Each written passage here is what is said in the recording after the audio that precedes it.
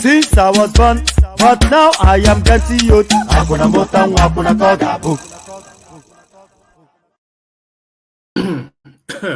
And there it is right there. Good day to you. So there it is. A yideba in yedeba. So a yideba in yedeba means absolutely something completely different in Yoruba language, of course, but I'm pretty certain that is not what they said. A yideba in yedeba.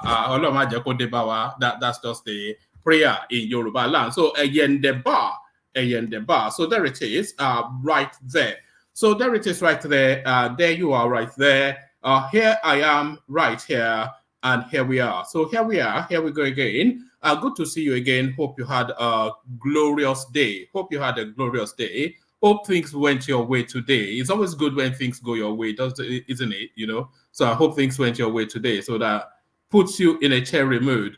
So a cherry mood we start off with. So the usual protocol, please click on the like button just as soon as you're coming in. You must do that as a matter of routine. So if you're one of those people that don't have an objection to clicking on like, just do that as a matter of routine. Just as soon as you're logging on, click on like, and then you know that you have fulfilled that righteousness. And if you're not already subscribed, fulfill the second righteousness by doing that as well. So click on like and subscribe. Do that. If you have no real objection to it, do that. And if you do even have an objection to it, still do that. Because you spend endless times on this space, just with the ebb and flow of it. Some you agree, some you don't. They are anti this, they are uncle that. But whatever it is, we keep you engaged and entertained and move your emotions for hours on end. So that surely worthy of some loyalty. So that loyalty should reflect in the like and subscription button. So do that. And if you are following us on our Facebook, because we have a very strong following on Facebook as well, but not as strong as we would like. So make sure you are following. If you're watching us on Facebook, make sure you are following and make sure you are sharing the links on your walls, etc. And that's sharing the link. It doesn't only end with the Facebook Spaces. On WhatsApp as well. Yes, on YouTube as well. You can copy the link and share them in your WhatsApp Spaces. So do all of the necessary sharings that these sort of spaces need, really just to expand the conversation. So do that. Click on like, click on subscribe, and then the hyperlink that says StreamYard. This is your open invitation to come and join us on the screen. So if you'd like to be heard, then this is your ticket to ride. And by the way, before we even go any further, I have to acknowledge something that has just happened today. Let me acknowledge something that has just happened. A moment in time has passed and history. Let me just put it on the screen. So I regret to announce now the passing of Tina Turner, who passed away age 83. So thank you for the memories, Tina. That's all I have to say. Thank you for the memories, Tina. So that's Tina Turner, who passed away. So rest in peace, Tina Turner. So that for a certain, if you know what that means, then we can already document your age, So that was the backdrop to a lot of our growing up years, and some of our music will last till the end of time. So there it is. Another one bites the dust. So yes, click on like, subscribe. The hyperlink that says StreamYard, your invitation to come and join us on the screen. And of course, the buy the coffee thing, which I'm looking to now see more uptakers in this space. I'm looking to see more uptakers in this space. So I want this space now used with increasing frequency. So click on that link and follow the easy steps and do as guided. So click on the hyperlink that says buy your host cups of coffee. So like, subscribe, and all of that. So where are we today? So enough of the preambles. Where are we today? So this is where we kick off today. So we kick it off from here today. Otom opens up on defecting to APC, vows to support Tinubu after leaving office. So there it is, and it turns full circle, and then it ends where it started from. And by of course, you all know Otom backed Peter B throughout the whole of the electioneering phase, because he rose that wave of that zeitgeist that was propelling and hoofing and woofing all over the place. So he was subsumed in the excitement of that. And we saw him in the capital city, whatever the capital city of its state is, in a town hall, telling everybody that he was backing Peter Obi. So now he has now done a 360 to land where he probably instinctually started from. Otom opens up on defecting to APC, vows to support Tinubu after leaving office. So there it is. There's absolutely categorically nothing personal in that. You know what that is? That is just politics. That's all that is.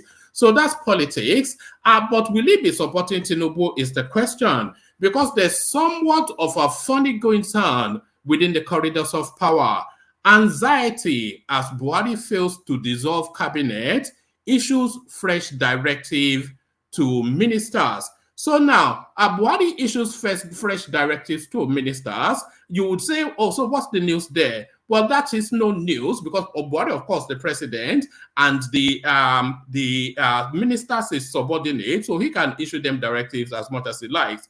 The only thing that then makes it news, of course, is that Buhari now has 5 and in a few hours, 4 hours left, 4 days left in office. So what then directive is he still issuing? Because at this stage, he should have dissolved his cabinet. The ministers handed over their filings, their files to the permanent secretaries of each of their departments, awaiting then the incoming new minister that will be appointed by the incoming new government. So contrary to that, not only has he not dissolved his cabinet, he has actually issued them fresh directives. So what does this mean then for 4-5 days to come? Anxiety as did I switch? Oh, sorry, I didn't even share this on the screen. So there it is. So anxiety as Buhari fails to dissolve our cabinet, issues fresh directives to ministers. So what exactly does this mean? We'll find out shortly. Treachery, it comes with a heavy price. And of course, when you are betraying somebody, they know that you are betraying them, of course, because everybody has the instincts for treachery. Let me have a sip of water. So everybody has an instinct for treachery. So when you're betraying somebody, don't for one moment think you are fooling them. They are seeing your treachery, but how they are going to play it is really what they are thinking. Do they let it fly? Do they play it long? Do they play it short? But this all wrapped up in this now next headline. Tinubu has started dumping those who betrayed their parties, collected money to support him. But then, of course, this is coming from Daniel Bwala. So that we take that with a grain of salt, a pinch of salt, or whatever portion of salt that you are intending. So I'm giving you all these headlines, not on the promise that they will all be read out, because there's so many headlines that we're going through today.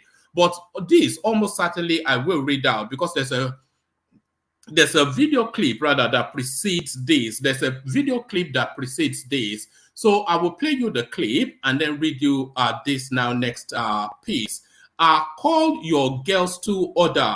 Abike Dabiri tells Arise TV owner. So there it is right there. There it is right bang there on your screen. So there it is right there. So now there's funny going on around that Arise TV space. I think we've actually got to, let me see where the other one is. I think we've actually got about 2 Arise TV storylines that we're looking at today. So there's funny going on within that Arise TV space, and people are starting to call time on the BS that is emanating from Arise TV. So people are starting to call time on the BS that is emanating from Arise TV, and Abike Dabiri strikes that first blow. Call your girls to order. Abike Dabiri tells Arise TV owner. So quite what's led her to that, I will find out shortly. So now this next one, I'm just going to read you the fullness of it so that we just cap that off in this go. So this is what I'm talking about. It's a bit it's a bit faint, so you might not be able to read it on your screens, but I will read it to you. So this now next one kicks off with a tweet that Oseni Rufai that he has let out on his Twitter space. So this is what Rufai Oseni says. You all know Rufai Oseni, of course, the wayward youth from Arise TV. So you can see it right there. Let me highlight it if that will help with the reading. So this is what he says. He says, in Ketu today, thieves raided, stole brain boxes of over 40 cars and stole from people. We can't provide basic security in a mega city. So that is Rufai Oseni, as we know him, of course. You will say he's speaking truth to power, and from the wordings of what we've just read, that's certainly painful home truth to power. In Ketu today, thieves raided, stole brain boxes of over 40 cars and stole from people. We can't provide basic security in a mega city. So another bombshell expose from Rufai Oseni. Or is it? Is the question. Is it? Is the question. So this is the response now. SP Benjamin Hundenye. So SP Benjamin Hundenye is the spokesperson for the Lagos State Police Command, as you all know. So this is what he has to say in response to Rufai. He says, over 40 brain boxes, one day, one area. I have contacted DPOs in Ketu and Alapere, and I can confirm that there is no such report. I do not want to believe you are spreading fake news. So I challenge you to mention the street.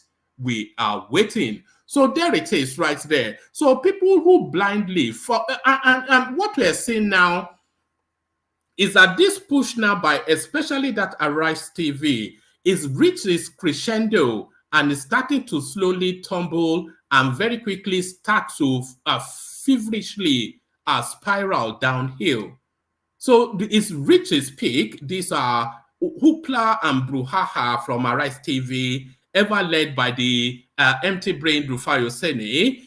So that thing, whatever it is that they're doing there now, has reached its crescendo and is very quickly now starting, it's already even started to slowly roll and very quickly, rapidly tumble downhill. So he has put out that tweet that in K2, 40 brain boxes were stolen from vehicles. And this has triggered the SP, the spokesperson of Lagos State Police Command, who then went around all of the formations around that area, and there was no report of any brain box being stolen. So now put up the proof of what you said. But he would then go on Arise TV, and he would start doing that his sanctimonious, head bigger than the rest of his body sort of nonsense that we know now this weird looking fella for.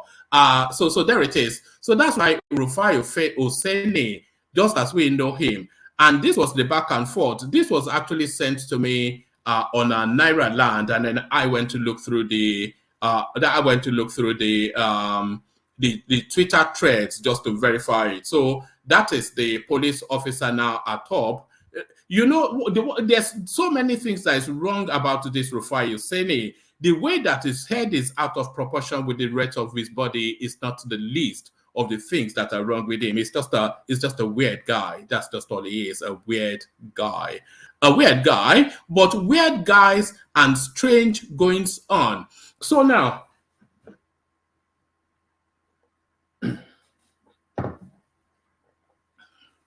pardon me, you know, because I speak a lot, I actually go through about 3 on average liters of water in the course of these sessions, which some people will say is a good thing, but I don't know. But I go through quite a lot of water in the course of these sessions.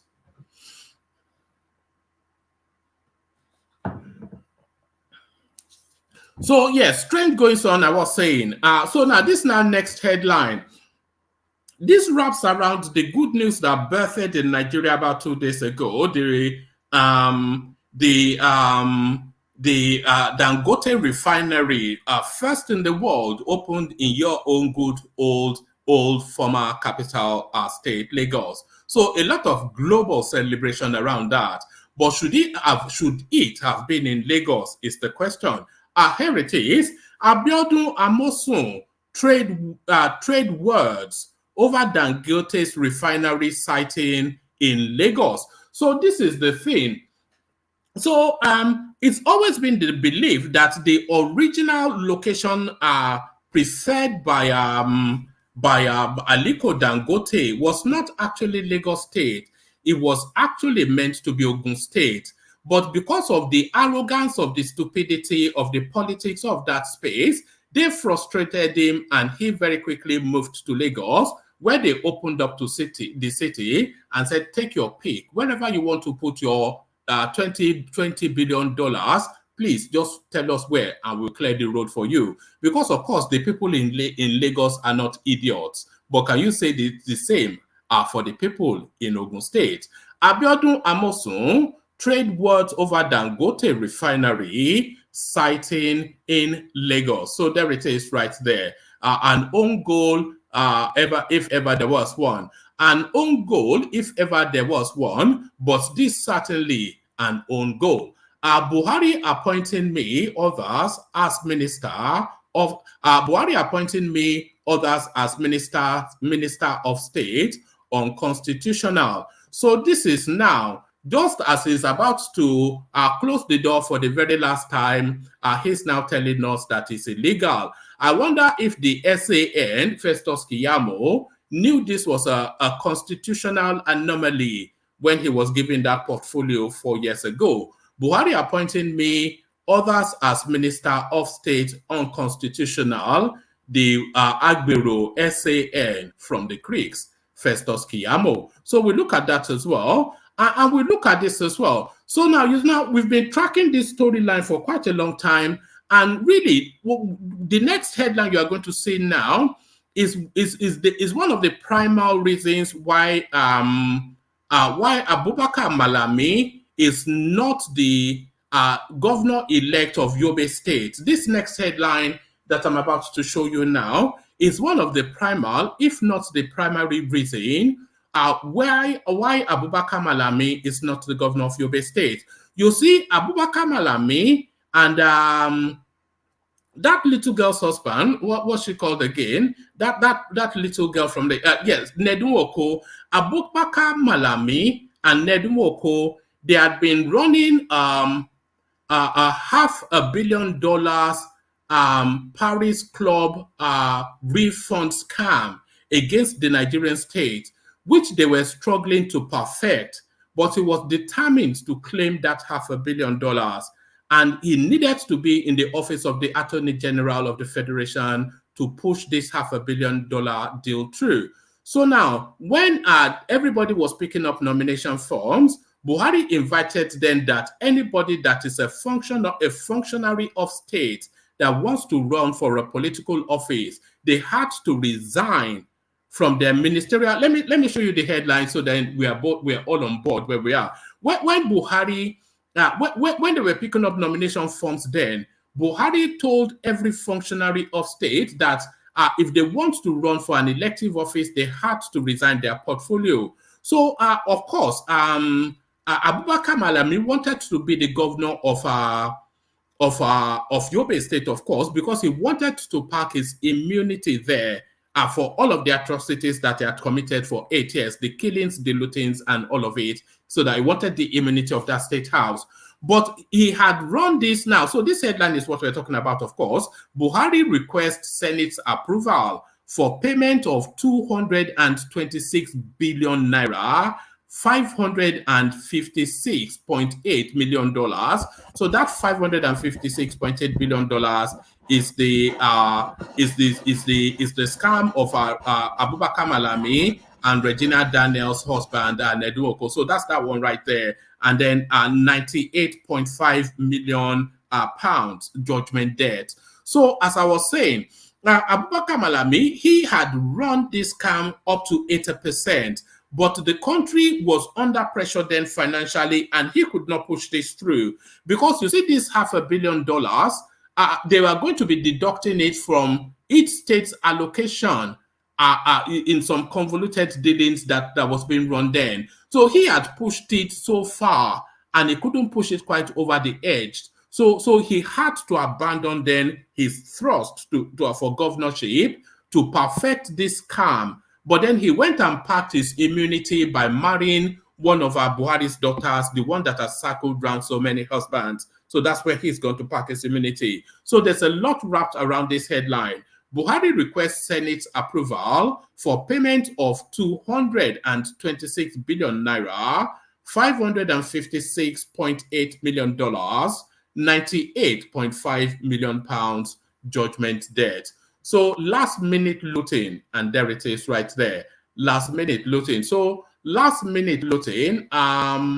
Let me see. Should I bring you one more or yeah? Let me see. Should I bring you one more? Let me see. I think that will actually be that's sufficient goings for now. So let's kick it off with those. Actually, I'm going to kick it off with this one. So let's kick it off with those, and then we'll see where it lands us. So we'll kick it off with those. So that's going to be the backdrop of today's session. So yes, still plenty of spaces left in the studio. So yeah, I urge you to come join if you're that way inclined. So lean back, kick back, take it easy, relax into it. The usual protocol: click on like, click on subscribe, hyperlink that says StreamYard, invitation to buy your host cups of coffee, and all of that. So do all of those as we take another micro break before we launch into the throes of it. But let's go first. You know where we're going, of course. Let's go to, I can't find my clip now. Where is my Care Guide clip? So let's go now next to the Care Guide. Water, only water, where they see my water.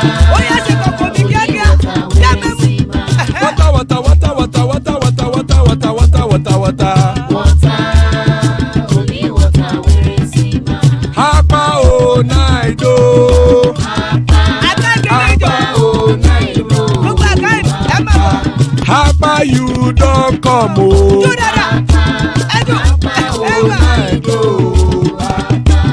Hapa o naido.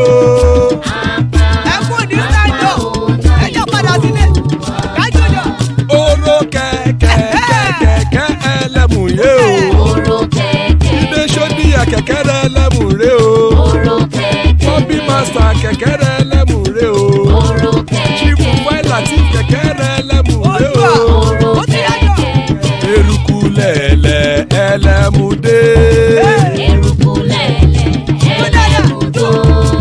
Eruku lẹ̀lẹ̀ ẹgbẹ́ ẹlẹ́mù dòde ojàre o. Eruku lẹ̀lẹ̀ Ghana ti dé ẹgbẹ́ bọ́dì o. Ọmọ ẹlẹ́yẹ ẹyẹ o ó dìle o. Odúyẹ̀lá ẹyẹ o ó dìle o. Petro Sọ́nàmẹ̀ ẹyẹ o ó dìle o. Petro Sọ́dúnkẹ́ ẹyẹ rẹ̀ ó dìle o. Ẹlẹ́kọ̀ọ́ ọ̀run mú ìní o.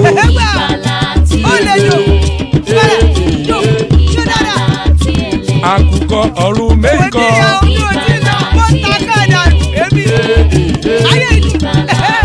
Ikú kò ní ríwà gbéṣe o.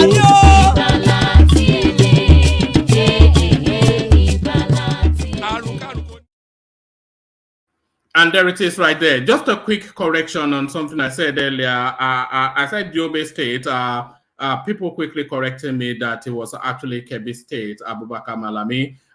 So that correction, but everything else stays the same. So that correction, but everything else stays the same. So I'm going to kick it off then with what is on the screen now, the Abike Dabiri Arewa narrative with the waywards from Arise TV. But before we get into that, everything started really off the back of this clip. So watch this. I don't know why Nigerians like to demarket Nigerians on the international scene.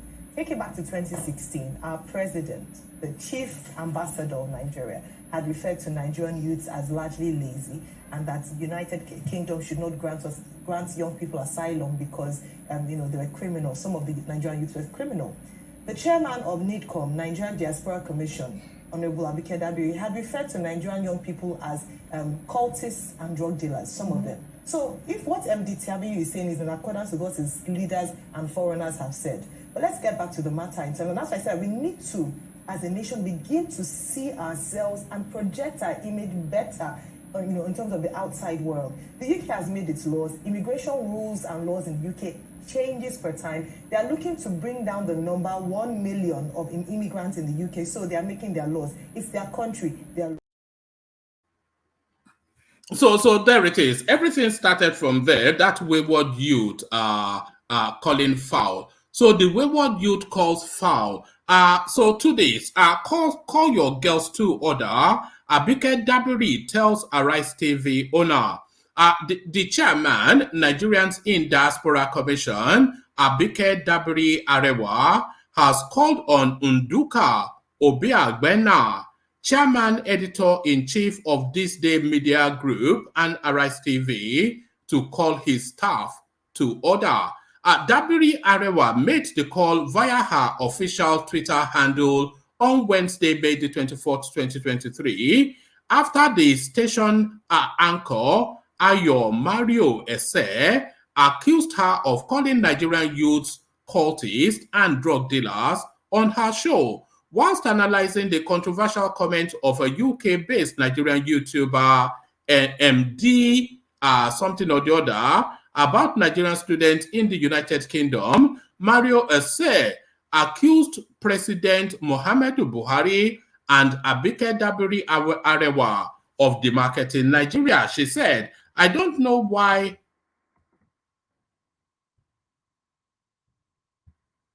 Nigerians like to demarket Nigeria on the international scene. Take it back to 2016. Our president, the chief ambassador of Nigeria, referred to Nigerian youth as largely lazy, and that the United Kingdom should not grant young people asylum because some of the Nigerian youths are criminals. The chairman of the NIDCOM, Nigeria in Diaspora Commission, Honorable Abike Dabiri had referred to Nigerian youths as cultists and drug dealers, some of them. So what MD is saying is what some of the leaders have said. Reacting to the allegation, Dabiri, who worked as a broadcast journalist for years before veering into politics, said that the Arise TV anchor was ruining the broadcast profession. I worked hard to be where I am today. And if women are nowhere your age and achievement, feel the and by the way, I've got the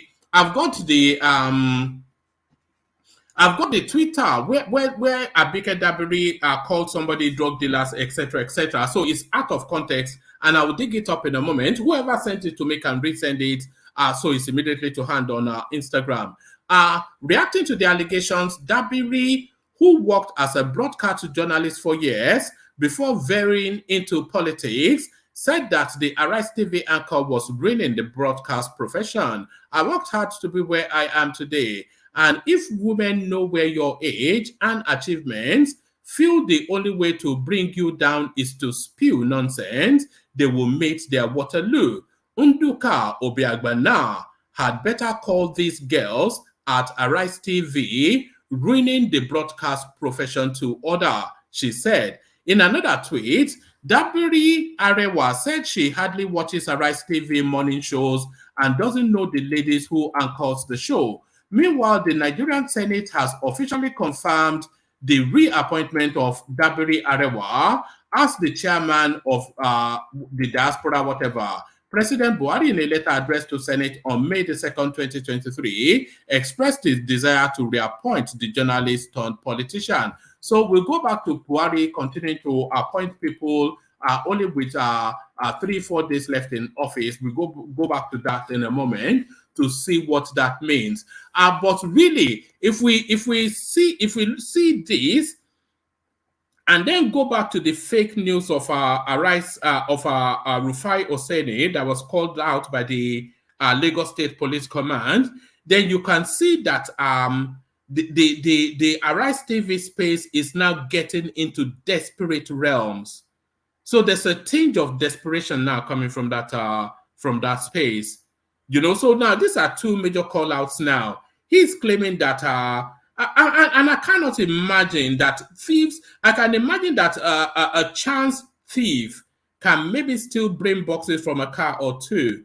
But I cannot see that. You know K2, if you know Lagos, then you know K2, of course. I cannot see or imagine that criminals will unfettered be taking brain box out of 40 vehicles without any intervention. So that even on its own, it's a lie. But the police investigated it and they've called it out as a categorical lie. So now this girl, Mario, I don't even know when a Nigerian started bearing the name Mario. I thought Mario was a Nintendo game, but alas, it's the name of a human being. So this girl now called Mario on Arise TV is now quoting this lady out of context. I'm going to try and dig up that tweet by Abike Dabiri Arewa in the course of this session so that you can have context to what's going on. But TikTok, it looks as though time might well be up soon for Arise TV. TikTok, and the clock ticks this way. So the clock ticks this way. Otom opens up on defecting to APC, vows to support Tinubu after leaving office. So it's quite sad to see, but you can just see this slowly and then now rapidly falling apart of the hoopla and the brouhaha that was once upon a time what they called the disobedient movement. So here it is. Here they are again. Otom opens up on defecting to APC, vows to support Tinubu after leaving office. Governor Samuel Otom of Benue State has dismissed the possibility of defecting to the All Progressive Congress FPC after leaving office. Otom, however, vowed to support and work for the president-elect Bola Tinubu as a People's Democratic Party PDP member. Speaking on Arise TV's morning show on Wednesday, The governor said they will continue to ensure equity and justice in Nigeria. Otom said he worked for the emergence of a southern president because he wanted equity and justice. According to him, this is not on my table. I am in PDP and I worked for the southern presidency, which Tinubu and Obi were part of. Defecting is not on my table now. If Tinubu is sworn in, I will continue to pray and support him to succeed. I remain the leader of PDP in Benue, but will continue to work for equity and justice. So that is you have to understand politics to understand what is being said there, but that is without doubt a turnaround language. This is abandoned. This is another one bites the dust. It's just the way to sum that up. Another one bites the dust is just the way to sum that up. But just in the first readout, we were speaking about how Abike Dabiri Arewa was reappointed and then sent to the Senate for confirmation. But then, of course, nobody has asked Tinubu if Abike... Oh, right. Somebody just sent me a message. But nobody has asked Tinubu, of course, if Abike Dabiri Arewa is his preferred choice for that portfolio. So what is going on there is the question. The plot thickens, especially if you give consideration to this next headline.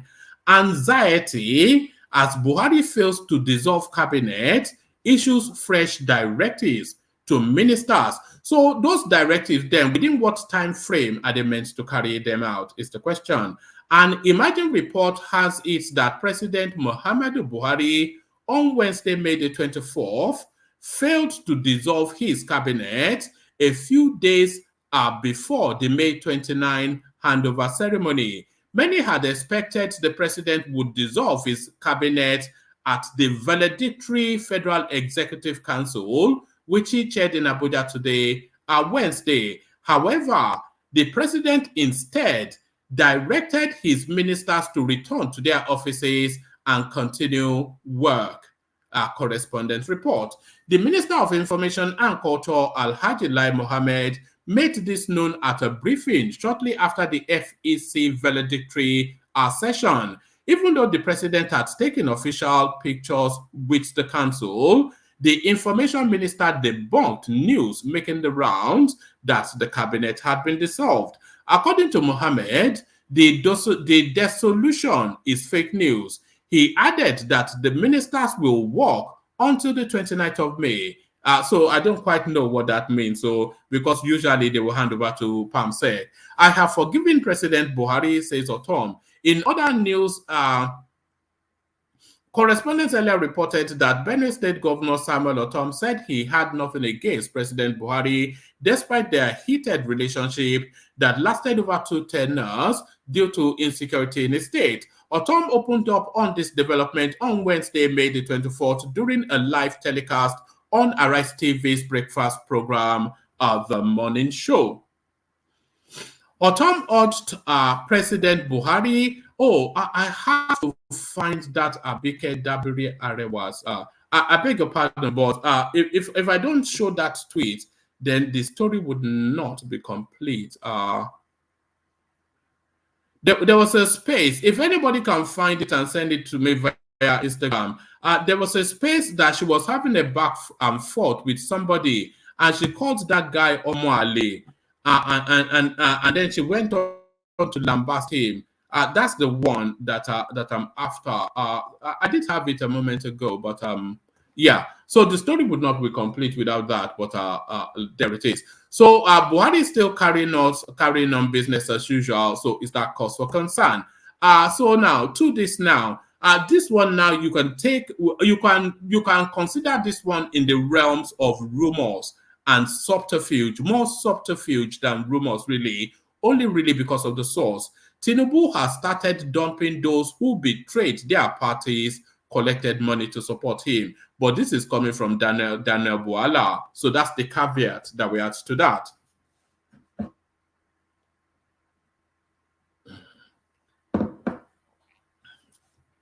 The president-elect of Nigeria, Asiwaju Bola Tinubu, has reportedly started dumping those politicians who collected money before supporting him in the 2023 general elections. A chieftain of the People's Democratic Party (PDP) and spokesperson for the Atiku Abubakar presidential campaign organization, Daniel Bwala, made the submission on Wednesday. According to him, apart from those who collected money, Tinubu has also started dumping those who betrayed their party to support his presidential ambition. Buhari stated in a tweet via his Twitter account that Tinubu follows the Abraham Lincoln leadership model of do whatever they demand from you, and when you win, dump them. He wrote, those who betrayed their parties to support Tinubu and collect his money before supporting him, Tinubu modeled his leadership after Abraham Lincoln. Do whatever they demand from you, and when you win, dump them. It has started already. Pin this tweet and thank me later. So there it is. Outside of this coming from Daniel Bwala, you would have some sort of expectation that treacherous people are people you want to, or untrustworthy people. So outside of this coming from Daniel Bwala, you probably want to concede that it does make infinite sense for that to be the case. It makes infinite sense for that to be the case. But now let's go on from sense to stupidity. Sense to stupidity. So here it is.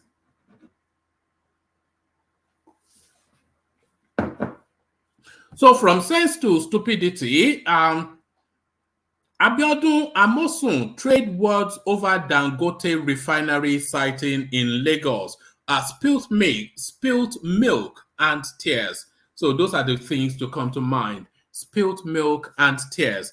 Ogun State Governor Dapo Abiodun and his predecessor Ibikunle Amosun have traded blames over the siting of the Dangote petroleum refinery and petrochemical plants at the Lekki Free Trade Zone in Lagos State.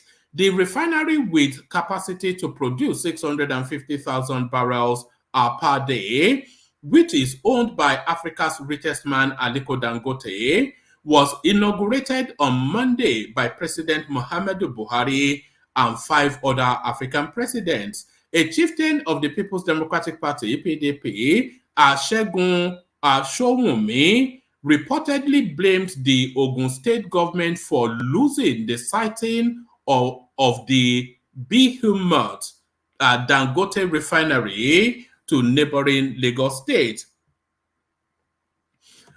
Interestingly, both Amosun, who was the Ogun State governor from 2011 to 19, and Abiodun, who has been the governor since 2019, attended the inauguration of the refinery. The two politicians are members of the All Progressive Congress (APC), but operate from opposing camps in the state, with Amosun preferring another candidate over Abiodun, who won his re-election in March 2023. In a statement, Abiodun's chief press secretary, Kunle Shomori, said it is painful that the huge investment that should have accrued to the state was lost, especially when the mega project had been initially planned to be located at the Olokola Free Trade Zone in Ogun Waterside local government area of the state. In truth, everyone knows that Segun Showunmi is referring to the immediate past governor, Ibikunle Amosun, as the man who frustrated the efforts to locate the refinery in Ogun State. We are all aware that the penultimate administration made appreciable and concerted efforts to ensure that the Olokola Deep Sea Port and other ancillary projects in the XYZ become a reality by rallying major players in the oil and gas sector, including Dangote. The present governor, Dapo Abiodun, served as the chairman of the committee on the Olokola Free Trade Zone project during his first term of the immediate past governor. However, Amosun, in a counter statement by his media office signed by Bola Adeyemi, said Olokola Free Trade Zone project was not solely owned by the Ogun State government. He noted that Dangote took a business decision by siting the refinery in Lagos after initial consideration for the Olokola Free Trade Zone. From its conception in 2007, it was a joint venture. The federal government of Nigeria owned a majority of 51%, Ogun State governor 14%, Ondo State governor 14%, and strategic core investors 20%. Alhaji Aliko Dangote, according to the information available to us when we took office, subsequently bought and took over the 20% equity of the core investors. Ogun State was a minority equity stakeholder without property strength, without proprietary strength and capacity to take sole decisions on the joint venture enterprise. A mere holder of 14.5% equity interest, it is most uncharitable for anyone to churn out lies that Ogun State was in a position to unilaterally frustrate the project or was responsible for the logjam. With respect to all sides, it accords more with logic to appreciate the fact that Alhaji Aliko Dangote took business decisions of his own in accordance with the goals of his business strategy and risk assessment. So when the big grammars start to come out, then you know that lies are being told. When the big grammars start to come out, you know that lies are being told. No amount of concocted lies, blackmail, or orchestrated falsehood would blight these unparalleled facts. It is therefore interesting to read that the present Ogun State governor holds me responsible for allegedly scuttling the Olokola project. So there it is. If there is one thing, if there is one Achilles heel to the Yoruba person, it is this big manism that seems to subsume and consume them. This big manism that seems to subsume and consume them. So this is, they say act in haste, repent at leisure. Act in haste, repent at leisure. So this is what we're saying in play here. So act in haste, repent at leisure. I'll only really give you this one as a headline, and then I'll come into the room, say who is available. No, actually, I'll give you this one in the fullness of it, because we have been following this storyline for quite a while now. Buhari requests Senate's approval for payment of 226 billion naira, $556.8 million, 98.5 million pounds judgment debt. Okay, it's not a lengthy read. So, President Muhammadu Buhari has requested the Senate's approval for payment of the amounts I've just stated, judgment debts. The government made the request in a letter read by the Senate President Ahmed Lawan at plenary on Wednesday in Abuja. The federal government had agreed to pay the funds which are for cases against the president and ministries, departments, and agencies through the promissory note. The letter reads, the distinguished Senate President may wish to be informed that the Federal Executive Council at its meeting on March the 29th, 2023, approved the liquidations of top priority judgment debts and general judgment debts owed by ministries, departments, and agencies through the issuance of promissory notes. The judgment debts are to be settled through the issuance of promissory notes, which will then be redeemed over time through provisions in the budget of the federal government of Nigeria. These debt securities have been issued for the settlement of the judgment debts and approval of the National Assembly is required for this purpose. In view of the foregoing, I wish to request the Senate to kindly consider and approve through its resolution the settlement of the top judgment debts and general judgment debts incurred by federal MDAs in the sum of XYZ through the issuance of promissory notes. The Honorable Attorney General of the Federation and Minister of Justice, Abubakar Malami, SAN, and Honorable Minister of Finance, Budget and National Planning, Zainab Ahmed, shall provide any information that may be required by the Senate for the consideration of this request. So there it is, last minute looting. So this is the price then. I wonder if we condense all of this to dollars, I think their retirement package, that's looking like what, a $2-3 billion retirement package to me. So Bishop joins us, Thomas is here, and Hassan joins us as well. So let's kick it off with you, Bishop, then. So what are you then making then of this ungodly looting by your favorite man, Buhari?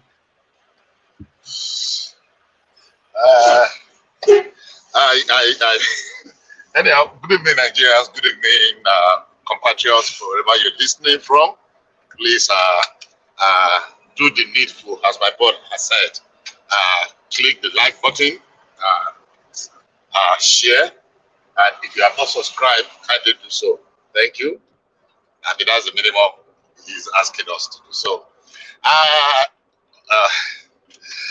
Anyhow, where you started from is quite interesting. I don't know if these things are going to translate into cash. I think it would be very foolish for anybody that wants to loot to now wait till 5 days before now granting approval. Number one thing is that those approvals are not going to translate into cash. If you know how civil service works, it is never going to translate before they leave. Not in 5 days, not in 5 weeks, not in almost even 2 months or thereabouts. Hold on. I think they may translate into cash, Bishop, because it's asked that they issue promissory notes, and those promissory notes can be redeemed at financial institutions at a discount. They can just take those promissory notes to a bank and then just do an 80% deal. Is it the National Assembly that will issue the promissory note? The National Assembly will approve it. If you go to the budget, even if they transmit it today, it won't get there on Monday. The ministries will not act on it on Monday, so it's going to take some time. Now, if we look at it very well, the judgment debt body that this government inherited is humongous. Is very humongous, both locally and internationally. They fought a number of them. We had judgment debt on Ajakuta. We had judgment debt on PID, P&ID, or whatever. We had judgment debt almost everywhere, as for shipping agencies took us to court, in arbitration. And so they were able to fight a lot of them and reduce them a great deal. But I can assure you, this approval is not going to translate. Yeah, it's part of administrative thing. When they approve it there, it will go to ministry, from ministry. If you know how they do their things, quite honestly, you will agree with me that it's not like, there might be somewhere they will benefit from it down the line, as it continues. But this particular one is not going to translate. And that was exactly what I said about a week ago when we were discussing about the 800 million subsidy palliative that was sent to the National Assembly. Even if they approve it on that day, to get loan, if you have followed the trajectory, so it's okay to be very suspicious, but it's also okay to be granted in some of these things. So yes, maybe we'll say, why this approval this late in the life of the administration? But that argument is neither here nor there, because they will always say government is a continuum, and that they have the mandate, the president has the mandate until the last day.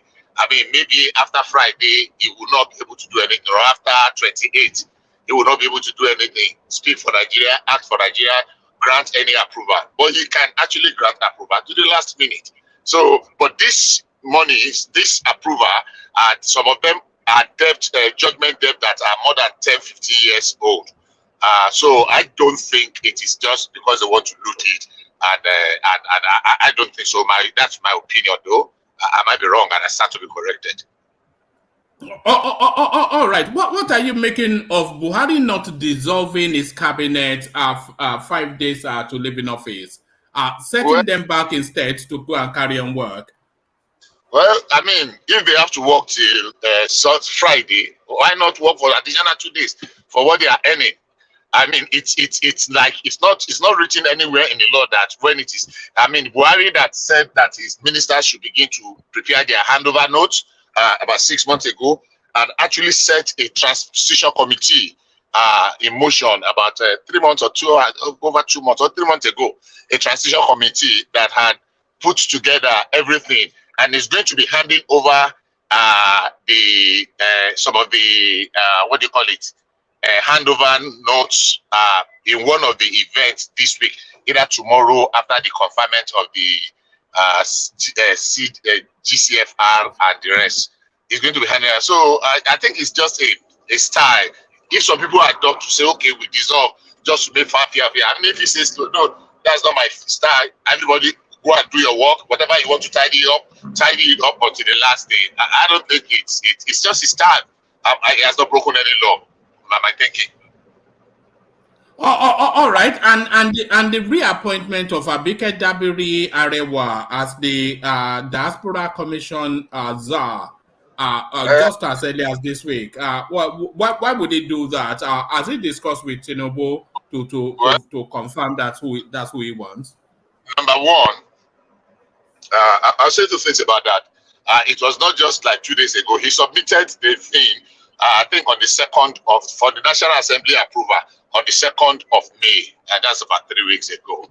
Yeah, can we say it's late in the day to make that appointment? Well, it's neither here nor there, because if the woman have to act outside her tenure, maybe her tenure expires the same day at the president, I will say there is no way we want to dice it or cut it or we want to twist it or roll it. That Abike Dabiri will not get a role in the government of Tinubu because she had paid her dues. Now, is the role going to be bigger than what she has now or going to be smaller? I think if there's anybody that is being shortchanged here, maybe because of the work she did, I think that person is Abike Dabiri, because I don't believe that she's going to be getting a job smaller than this in the government. She might not get a ministerial appointment because there are too many people in Lagos just for that. But board appointments or parastatal, head of parastatal, I think she should be able to under a Tinubu. And there are parastatals are agencies that are bigger than NIDCOM, definitely. It's just because of the personal something and the life she brought into that organization, Nigeria Diaspora Commission. I mean, some people will ask, what are they actually doing? Just interfacing, trying to bring Nigeria together, Nigerians in diaspora together on the round table and see how they can contribute their quota. So it's a lot of work. So for me, I'm sure Tinubu will not object to that appointment. And I would want to say, if she had not been given that one, she probably would have gotten something bigger than that from what to call it now? Tinubu. From for the incoming government of Asiwaju Bola Ahmed Tinubu, because I was actually looking forward to maybe seizing the initiative to make Abike Dabiri a governor in Lagos State before. I mean, she was a House of Rep member long ago and she's been very active. But those that are the powers that be in Lagos are not looking at her direction.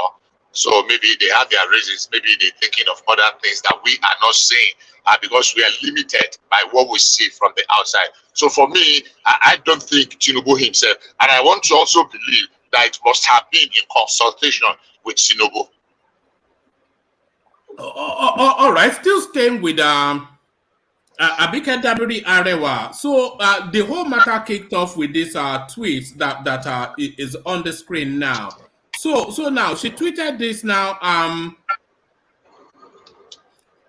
So let's pick it up. This was a tweet from Aggressively Obedient. So this was a tweet from Aggressively Obedient. She says, Abika, you should be very ashamed of yourself. Just because I told you to stop doing eye service and concentrate on rescuing many innocent Nigerians locked up abroad, especially in Thailand, Indonesia, and Malaysia, you turn around. I said I went into cultism. So that wasn't the start of it, of course. The guy goes on to call her a mumu woman and all of that sort of the usual names that we know that obedience pays for. So she couldn't bear it anymore, and then she responds, "Or there," she said, "you go to Indonesia, carry drugs, do cultism, and come begging to be rescued from death sentence. Thank God for NDLEA Nigeria now saving people like you from death row." So there it is, and this is what the guy said. He says, she should go to Indonesia and see how Nigerians are being treated, Mumu woman. So she couldn't bear that anymore, and then she responded, fire for fire. So she responded fire for fire, but then of course, you know the sort of journalism that they practice on Arise TV. So that sort of journalism that they practice on Arise TV, it took hold of that storyline and tried to leverage it to give it a spin. So then they said this. I don't know why Nigerians like to demarket Nigerians on the international scene. Take it back to 2016, our president, the chief ambassador of Nigeria, had referred to Nigerian youths as largely lazy, and that the United Kingdom should not grant young people asylum because they were criminal. Some of the Nigerian youths were criminal. The chairman of NIDCOM, Nigerian Diaspora Commission, Honorable Abike Dabiri, had referred to Nigerian young people as cultists and drug dealers, some of them. So if what MD Tiabiyu is saying is in accordance with what his leaders and foreigners have said, but let's get back to the matter in terms, and that's why I said we need to, as a nation, begin to see ourselves and project our image better, in terms of the outside world. The UK has made its laws. Immigration rules and laws in the UK changes per time. They are looking to bring down the number 1 million of immigrants in the UK, so they are making their laws. It's their country, their laws. But let's not forget that the education. So there it is. And then Abike Dabiri Arewa, of course, responded in the manner that I read. So now it brings into focus again, and then off the back of the Rufai Oseni storyline that told us that the thieves went round K2, going from car to car, stole 40 brain boxes, robbed a lot of people, and then the police telling us that they've gone around all the formations in that area and there has been no report of that. So this brings into question, into focus yet again, the sort of journalism being practiced on Arise TV. Call your girls to order is what Abike Dabiri is saying to Obiagbona, the chairman of Arise. Bishop. Sorry. I mean, this is loaded. This topic itself, because you have brought in quite a number of things. Number one, Mero. Her name is Mero, not Mario. Mero. Right. Okay. Her name is Mero, Ayo, Mero, whatever. And did not quote Buhari correctly in what said, and she took it out of context, which is deliberate. And let me put that there. The guy that tweeted at Abike Dabiri, I read it then. I would have felt that if it's possible, she would have ignored. But I'm sure she has actually been ignoring, and she probably got into a broken point. Now look, I need to answer, because I've had several instances where there's no name. They have not called Abike Dabiri, and I mean, she's a seasoned journalist. She's in her 60s. She did not just start today. She's paid her dues, and every Tom, Dick, and Harry, we call her names. Now, the funny thing is that when people call people names because they are holding public offices in Nigeria, you throw stones at people, you pelt them with rocks and pebbles and what have you, and you want them to honor you with rose petals. I don't know where that comes from.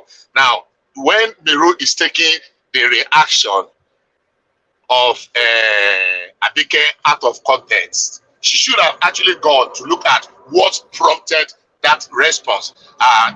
People in physics say for every action there is an equal and opposite reaction. I don't know if I'm quoting that one correctly. So if somebody is throwing something, I mean, you expect something back. how commensurate, how proportional or disproportional what you are throwing is at. And sometimes you get worse than what you throw, because you have thrown your limit, you boxed your limit. If you have the capacity to do, you will have done more than what you did. So when I first read it the last time when she made that, I felt in my mind that maybe she wouldn't have responded, because it's like wrestling a pig, getting into a mare, into a mud with a pig. Like they say, the pig will be happy, but you will get dirty. So for me, that is that. Then on the Arise crew, I don't know what they have turned journalism into.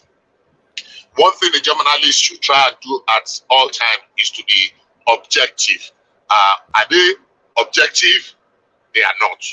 And anybody can accuse me of being biased, but I've listened to several times, because there are no pushback. What's his name? Rufai? Rufai.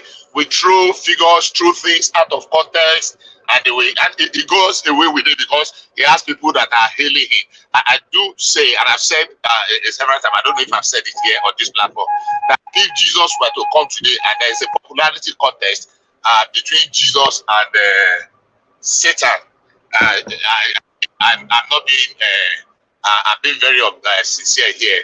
Satan, the devil, will carry the day. He will have more votes than Jesus if there had to be a popularity contest today.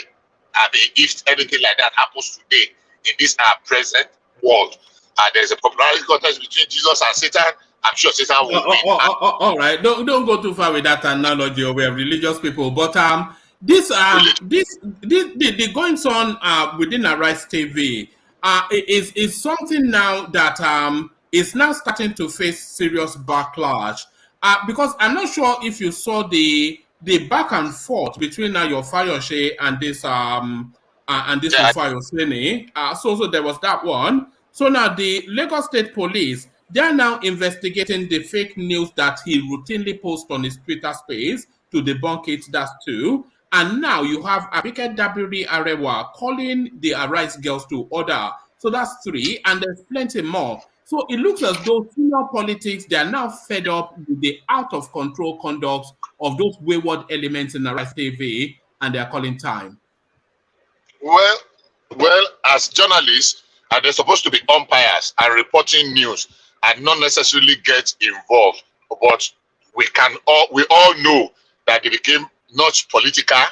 They were actually very biased, and they did not hide their disdain and hatred for a certain section of the political divide. So everybody knows where their loyalty, allegiance, and their interest lie. So I mean, they are free. It's just that it should have been. They should have just tried to separate journalism from politicking, because it was very obvious right from the beginning where they preferred. And as a journalist, you will invite me. I was one of the many people, that were actually praying that Asiwaju Bola Tinubu should not honor any of their invites to go for any interview there, because obviously, and I mean, luckily enough, that happened. That came to pass, because I mean, I used to listen to Arise a lot before, not now, not anymore. The bias was way too much, and it was even moving from bias to outright hatred, like serious. So for me, that is not how to practice journalism. I said we knew where AIT was years ago, and when they took journalism to the same place that Arise in now, we all see where they are today. So matter of time. The only shameful thing is that I used to read Ruben Abati well over 30 years ago. I used to read him in the Guardian. Himself and this fellow were two people that made me to be buying a newspaper at some point. What's his name? Olusegun Adeniyi, back of the paper. What's the column? What's the name of it? So I do buy This Day and Guardian. Those are two newspapers I don't miss. So, but the same Ruben Abati, the almighty Ruben Abati, see what is reduced himself to with the likes of Rufai Oseni. But well, they have their own fan base, and they are enjoying what they are doing. So, I mean, as notorious as do you think they are getting somewhat carried away with the attention that wraps around this sort of, especially Rufai Oseni? Do you think it's getting carried away with the sort of attention that wraps around the sort of journalism that is practicing, which speaks to a very pecuniary sort of populism, which is not an all-encompassing populism, but it's a wide and loud populism, and that noise then that is getting us feedback from that obedient sort of space, is it feeding off that and getting wilder and wilder in its public pronouncements? Yeah, yes. I mean, you can't put it better than that. You can't say it better than that. He is. I mean, let me just save our time. He is actually, and unfortunately, people that should, of course, we have regulatory agencies that should ordinarily moderate that space, but they are not doing their job. And the reason they are not doing their job is not far-fetched, because anytime they apply the big stick, people will term it to mean stifling the free media, that there is no freedom of press media in Nigeria. And I dare say there is serious freedom of press in Nigeria compared to several other spaces, but that is what we have now. I hope we'll get about. It's going to come to an end at some point in time, because if there is nothing to continue to glamorize about, to sensationalize, because if there are no sensational news, news is to report to us what has happened, not to force your opinion on your listeners or your viewers. But that is what the practice of journalism in Nigeria regrettably has turned to now. That they want to make it is either their opinion or no opinion at all. Unfortunately so, but that is the truth. Can I ask Bishop one question, please? Good evening, everyone. Yeah, Bishop, Yes, sure. do you think they can continue this if Tinubu finally become the president? Do you think they can continue in this manner and not be pulled back? Yeah. I want Tinubu to grow the kind of thick skin that Buhari has. No matter what anybody wants to say, there was no one single newspaper house that was clamped down or television station that was shut down. At least we recorded that in the past. So we are gradually growing. I don't want Tinubu to pay any attention to them. He has ignored them largely when it mattered most. So he can continue to ignore them. If they did not infract on the law, if they did not break any law, let them continue. No, hold on, Bishop. Are you sure that is what you want? Because this sort of storyline, it negatively impacted on the Buhari administration, especially there was a time that the administration was heavily curtailed and impeded by that Jubril al-Sudani narrative. And then off the back of that, you had then the wave of Arise TV sort of narrative, or just negatively trying to undermine the administration to the point that the country turned against the administration. So, and because Buhari ignored them, of course, would you recommend that for Tinubu, or do you think it should be fire for fire and let them feel the weight of government? Well, despite the fact that Buhari ignored them, condoned all those nonsensical things that were done, still some of them will speak and say that Buhari administration, press freedom is worse under him. We were debating here some time ago that some people actually say that there's no press freedom in Nigeria. On this platform, if you remember, I don't want to mention names, a couple of weeks or thereabout ago, that there's no, where's the press freedom in Nigeria? So if Buhari that kind of accommodated them, using your word now, people were regarding him as being a tyrant, being what's the other word now for tyrant? A dictator, that without people pushing back. Now imagine that there's any attempt. I think the only thing is just when they say things, debunk them, continue to debunk them. I don't want it to appear like there is an onslaught against the free media. We need the free media, but it's just that we should practice journalism with some sense, with some decency and sense of responsibility. Well, exactly. So that was going to be my question. Do we need a free media or a responsible media? Because we have a free media at the moment, but we don't have a responsible media. A prime example being Arise TV. It is not the media that should do introspection. They should be able to call themselves together. They should have some in-house check. I mean, we have Nigeria broadcasting code. We have Nigeria, what do you call it? This that journalism something. They should be able to sanction their members once in a while. Hey, here you really step out of order here, and there should be sanctions. I mean, call them together. Do you think the regulations should be tightened more, made more stringent, and their licenses somewhat are threatened by regulation in order to curtail the excesses of elements like Rufai Hussaini?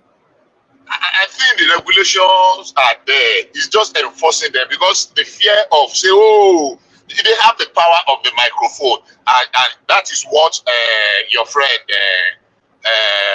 what's his name, Keyamo, called the tyranny of the microphone. And that because you have the space, you can say anything, and because you have the crowd, that continue to. We are growing, we are maturing. I think we can accommodate some of their excesses if it doesn't cause damage or confusion or destruction in our polity. I'm sure with time they will grow, they will learn, they will know responsible. Do you think their excesses curtailed the Buhari administration somewhat? And I'm talking about both the Nnamdi Kanu narrative, because you have to wrap him into this free speech sort of area that Buhari ignored, which a lot of people felt cost his administration quite heavily. Do you think that the impact was quite visible, this sort of negative onslaught against the administration of Buhari? I will say it did. Unfortunately, regrettably, and sadly so, it actually did. But the other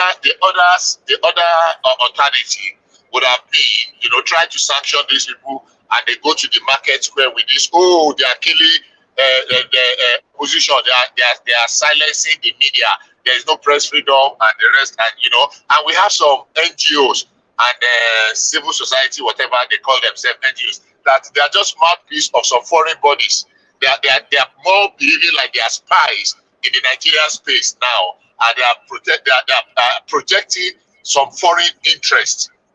So they will mount these things and they will shout it at the rooftop, and everybody believes that, oh, freedom of speech is dead in Nigeria. Oh, freedom of this is this. I mean, the other day somebody was, a couple of weeks ago, was mentioning that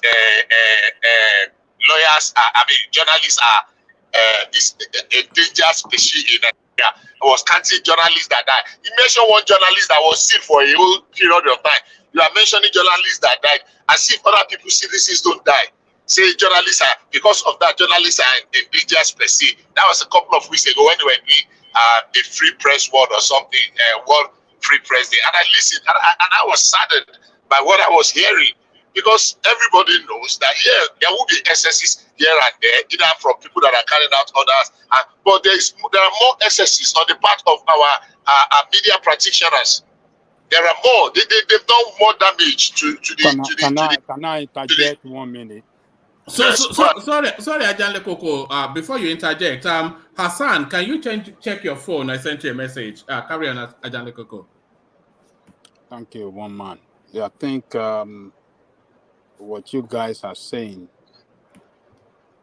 here concerning the freedom of press, I think you are not truthful to yourself. Nigerian opinion, without saying we are truthful. We are truthful. That's to the best of my knowledge. Hold on. Let Ajanle Koko push back. Yeah, carry on, Ajanle Koko. And you guys know that the press in Nigeria does not enjoy the full freedom that press should enjoy under democracy. You guys know that. We saw the way the slam on Channel TV Sheung Okumbanoye, and the other two guys, is it Chimbele and that lady? For flouting regulations, yes. How can you, what stringent regulation against the media? No. Give the example of what you're saying. Give an example of what you're saying. The example of what I'm saying, when they invited, when the insecurity was at the peak in Nigeria, and everybody was worried that what is going on in our country, and they invited Commodore Adewumi to their studio, and he broke it down, the mess that is going on behind the scene, and how those that are even the national security advisors and the core agency that are responsible for the national security of the country, how they are compromised, how they have compromised the security of the state, and all sort of things that man revealed, because he was part of them and he knew everything that was going on, and the ineffectiveness of this administration in handling the security of the country. You know how they went after channels. You knew how they went after that man as well. They quickly but that man was in breach of the code of whatever it is, the non-disclosure, something that he would have signed. It's not in breach of anything. I wouldn't agree that the Nigerian press is overly stifled. Especially when we watch places like Arise TV, when they just make all manners of wild pronouncements, and you have people coming on their stations calling for anarchy against the state and all of that. You cannot have that and then say the press is stifled. I don't know who came to their studio that called for anarchy. That you can whenever Showore is on a television studio, he's asking for anarchy. We saw Yusuf Dati Ali telling us anarchy. We even played a clip of one guy that was broadcast. He's still on the snippets we have here, saying they will form Papa. All of these things. The instances you just gave now, Yusuf Ali made a ridiculous statement. The state security services did not go after him. Is it because he's a northerner? So no. Let's not go down that road. Hold on. Is it because he's a northerner? Is that why they did not go after him? Why did they go after Adewumi? Why did they sanction channels and punish them?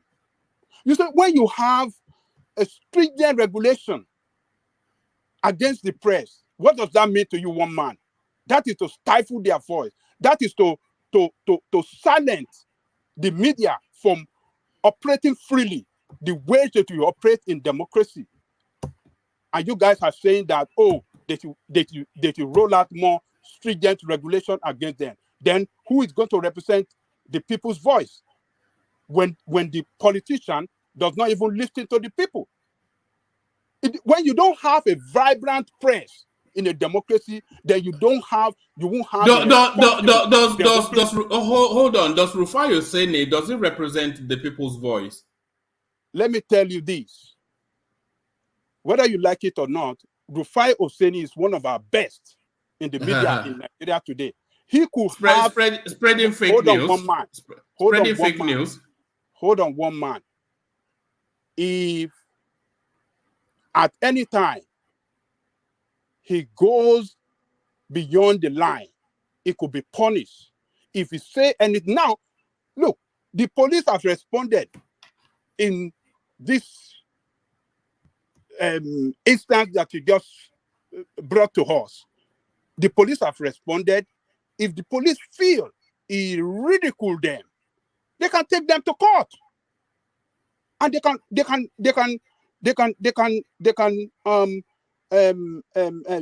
charge them for libel, or I don't know what they will charge them for. And the court will rule. Look at what happened in the United States when the Fox News was running what do you call it? Fake news about Trump. Election when Trump was rolling that lies around the country that they rigged the election against him, and the Fox was helping him to propagate it. What did they do? The electoral body, or how did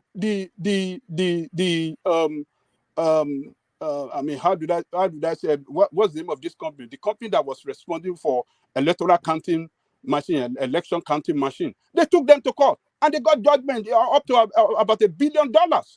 That is how it should be. You can't stifle, you can't roll out stringent this thing. Let the press operate freely, and when they contravene, people hold on. What about responsibly? You say freely. What about responsibly? Should they operate responsibly? Both. Are they operating responsibly in Nigeria? No. If they don't operate responsibly, then what I'm saying, they can be charged, they can be taken to court, they can be sued. Then what's the purposes of sanctions? Where does that come in? The regulatory bodies. What I'm saying, that the regulatory body should not roll out a stringent regulation against the press. I'm not saying they shouldn't be regulated, but when it's too stringent, then you want to silence the voices of voiceless people. And the media, if you don't have the media, hold on. We know that Ajale Koko. If the press in Nigeria, they are not representing the voices of the people. They are representing partisan political stances. So what do you mean by Arise TV does not represent the voice of anybody other than the voice of their chairman, Obiagbona, which is a PDP / Labour Party narrative. Are they not Nigerians? That's what they present. That's what they present. TVC is not representing anybody other than APC Tinubu narrative. So let them whoever. So they are not representing the general good of the mass. They are representing pecuniary interest of their paymasters. But then they often overspill in their excesses, especially that Arise TV space, with Rufai Oseni being the categorical example of that thing. You know, he just runs wild with them out. So the PDP and the Labour Party, are they not Nigerians? Do they not deserve to be represented? Their voices should not be represented in one way or the other. What are you talking, one man? Yeah, but they are partisan. If it is partisan, they are Nigerian people. They are part of us. We can't stifle them. You cannot say they should not talk. You cannot say that, but if they act, anytime they acted irresponsibly, then they could be sued to court. What do you mean sued? What do you mean sued? You know, there are code of conduct that binds how a media outlet should operate in Nigeria, everywhere else in the world. So whatever they say, I should have some semblance of truth and veracity to it. And often instances, you don't have that truth and veracity to what we hear on national television. If the NTA is a government spokesmouth, TVC is a Tinubu conduit, Arise TV, it propels everything anti-government and pro-PDP and Labour Party. And within that, okay, you can say they are spokespersons, and like you said, they are Nigerians, but often they overspill, especially Arise TV. So when they overspill, okay, like Yusuf Dati, that was calling that the government should not sign in, calling for an interim government. Those are subversive sort of languages. Should the regulation not come into those spaces? Should we just have unfettered wild speaking like that out of proportion, bigoted Rufai Oseni? Wait, let me tell you. when Rafiu Dati, or what is his name, when they make those ridiculous statements on the TV, Channel TV did not invite him to come and make that ridiculous statement. But during the interview, he made that ridiculous statement. Tony Okumpaleye tried to correct him, to let him know that what he said was not, it didn't have, he pushed back. He pushed back against him for that statement he made. But what happened? You see, the regulatory body, or what did you say? They find. Did they find? I don't think they find them, but it's on the agenda. No, they find them, but it was a slap. It was a slap on the wrist. Fine. It wasn't it was 5 million naira. That was the fine. 5 million, so that's that right. so that was a slap on the wrist. Don't do that again. That is wrong. How can that be wrong? It is wrong. Let me tell you why it is wrong. I'm sorry to interject. When somebody comes on your platform to ask that democracy be subverted, look. You did not. Let me finish. Between me and woman, it wasn't live streamed, by the way. I wanted to remind you of something. Live stream. It was live. And by the way, even if it was live streamed, you know that live streaming, both in Nigeria and everywhere else in the world, it always has a 5-10 minute delay in case something happens and they need to cut off quickly. So it still falls within their purview. Look, it is wrong that the state have to charge or have to fine Channel for a ridiculous statement that guy made. It is not the fault of Channel. Channel invited somebody to come and talk. That person talked ridiculous. They pushed back against him. They saw it, that Shehu pushed back against him. But what could Shehu do? It cannot do more than what it did. So, but it is an effort to silence the media, to stifle their forces, to make sure that they don't bring people that can push back against government shenanigans, that can represent voices of dissent against the government. That is why they are rolling out this stringent regulation, and that is why they are rolling out. They are slamming this guy with ridiculous fine all the time. Look, you can't stifle the voice of the people.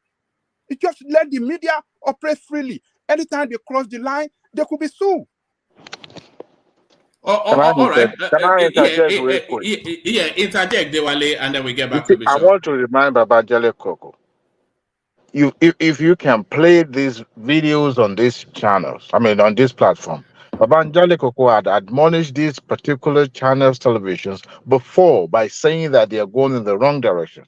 I'm kind of surprised that you are praising them for what they are doing now. On what incident? You've admonished them for the method of their interview, that is more or less interrogation. On this platform, you've said it before. No, yes, you are. Yes, especially when they were interviewing La Media Papa. Remember, watch them before. What I said on La Media Papa, I said they acted ridiculously. I did not suggest that government should go after them. Nobody is asking for government after them. Ridiculously, let us call them out. And if they cross the line against the interest of any personality, like they did to what is the name of this lady now? Abike Dabiri. If he under the law, he can sue them, let him go to court and sue them, and not the government be going after the media house. It is not good for democracy. You want to destroy people, you want to kill people's voices when you go after the media all the time. Please, can I come in? We are not under military rule. We are not under military rule. We are in democracy.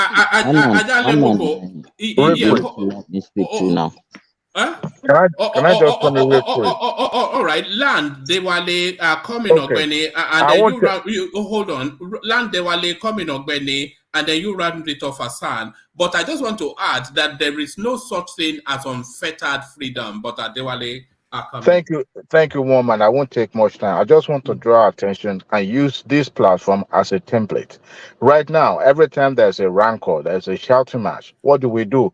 Somebody step in and say we got to redirect this program. Right now, what Sean should have done during that interview is like he's in control to control how that interview is going to go. He can as well say, look, let's just go to commercial and remind his interviewee and say, look, man, your statement is probably going to incite some people. Why don't we temper the temperature and let us go this way? He was in charge. He could as well redirect. And that was the reason why that fine was placed on him and his channel, because he was in control and he did not redirect. Yes, he was admonishing, he was reminding him, but he has a control to stop that interview, go into commercial, and remind him, look, there's some things you cannot say.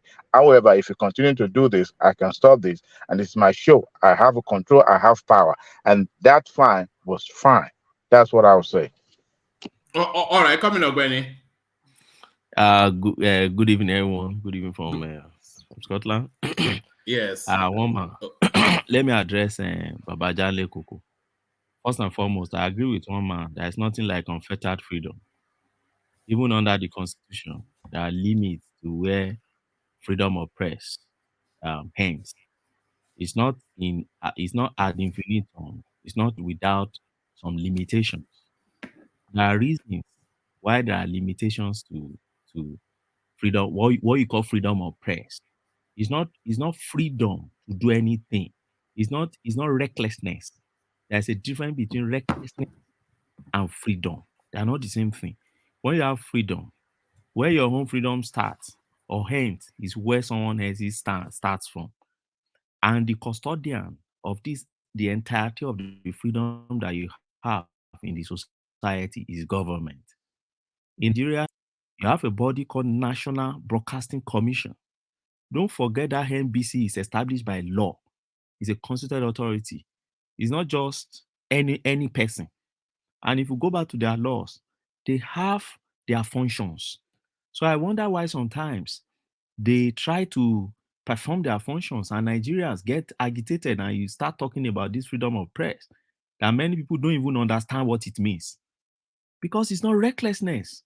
Many people think freedom of press just means you can just get to on here and just say anything you like. No, the law that established that commission allows the commission to regulate.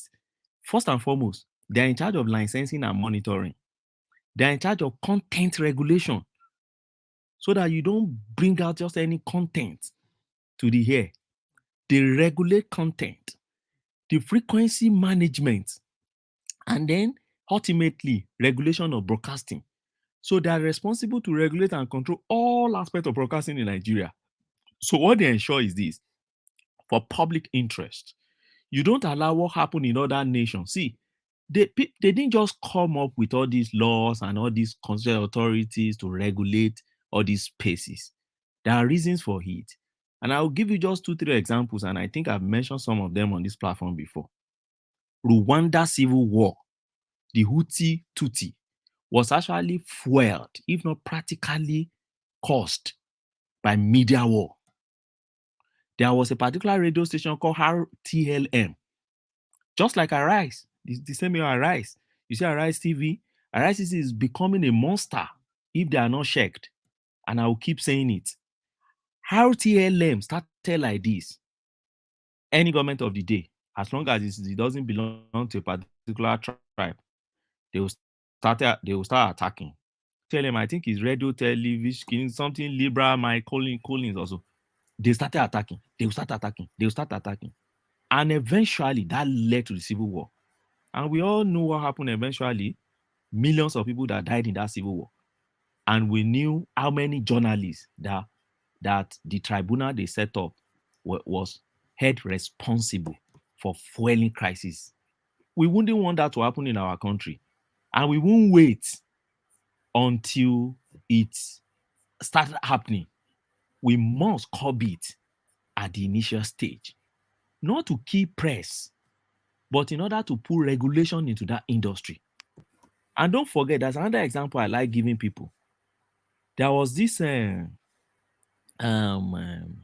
what do you call this? In Meharma, if you remember the anti-Muslim riot that happened in Meharma, it was caused majorly by a radio station that kept projecting a particular narrative. And this same thing almost that was happened the with that was the Rohingya Muslims, wasn't it? That in Myanmar. Yes, that Myanmar, that Yeah. anti-Muslim riot. It was caused by a radio station. A particular radio station, I can't remember the name now, kept peddling a particular narrative until that thing led to war. And then, if you can remember, in the late 19th century, even in the same United States of America, there was this outbreak of what you call Spanish-American War, 1898. What do you think that caused that war? They call it yellow journalism. Go and do research on yellow journalism. That was what led to Spanish-American War. People coming with sensationalist, reporting. You pick a news and you twist it. You pick some characters and you start demonizing them. See, they started with Abike Dabiri. If you are not conversant with that space, try to get conversant with that space. There are some characters. You see, imagine a Rai TV. When you bring some characters from a particular space to the TV station, you start be friendly with them. You suggest questions, you suggest answers to them. You smile with them. You laugh to them, and you create your own narrative. But when even good news, go on, just go and check Arise TV reporting on the refinery. You hardly see something positive from them. Even when good things are happening to Nigeria, they still find a way to read that negative thing into it. This is how all these stations I just mentioned started. And they led to full-fledged war. So we shouldn't allow that in our country. Do you think that space is under-regulated? I believe NBC, I believe NBC has not been working for years. They just started working now. And people, started seeing it like, because they've not been working the way they should over time. So it looked very strange or sound very strange to people when they see NBC finding. It's not today. I think here before, I've had this issue with Rational Mind when I gave examples of Trump suing a lot of journalists in US, and he got compensation. So okay, look at what happened now. They just brought Abike Dabiri out and they said Abike Dabiri said something which she said she never said. That is libel. That thing alone can close down that station if we are in a serious country where judges are ready, to go deeply into libel and ask anybody that has published anything libelous down. But we'll keep saying our own. But for me, the reason why I just came on here now to just speak is that don't see freedom. Don't think the synonym of press freedom is recklessness. No, press recklessness is what government must control. When you say press freedom, there are limits to it. Thank you. All right, brilliant. Hassan, you wanted to address that space as well. Yes. How is everyone doing? Good evening from here. Good okay. I just want to start with the Trump example that Ajali Kuku said that Fox News was fined after a year and all that. But if you've been following the thing closely, at the time then things were unfolding, and in the minute by minute, when it was clear on that January 6th that the protesters have breached the Capitol Hill, even before that, Fox News actually changed their narrative. Fox News acknowledged that President Trump did not win. There was one of their veteran broadcaster that stuck to his guns during that time. It was One American Network, another fringe network like that kept, spewing the Trump narrative all over. In fact, at the end of the day, it was, but you can see the effect of not controlling a dangerous narrative at the time it's supposed to be controlled. You see, that embarrassment, that very act had set America back, and their examples decades, because they've been preaching, and in fact, even dictators were, mocking America on Twitter and all that. Those are the effects of recklessness in journalism. It happens. And even the other guy, one general that Ajali Kuku that was talking about, a former general that was not privy to classified information and things that were happening in government, just came on studio and started spewing conspiracy theories and things like that. Of course, the government would have to do something about it. Everybody, the people that have spoke before me have said the reality about that, and I totally agree with that. So I just want us to not think that freedom is just something that you just have access to it anyhow. No, especially when there are serious consequences.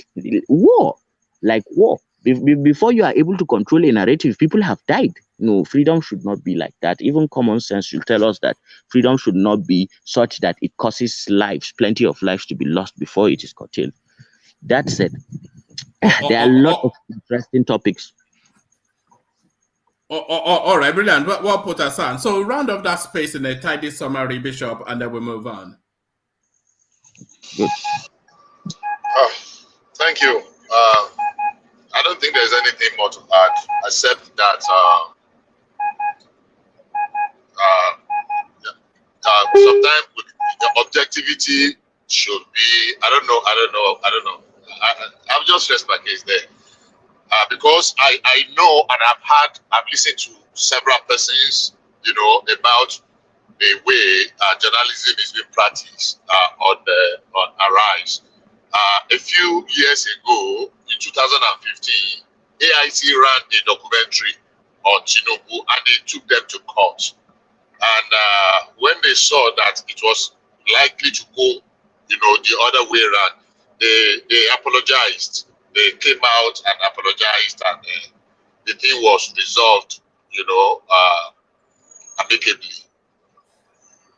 Recently, when they carried out that, there's this something about Tinubu again on Arise. That drug, something that Hunde was, if not for the distraction, Tinubu, they actually wanted to take them to court. Now, I will go back to what happened in that 2015.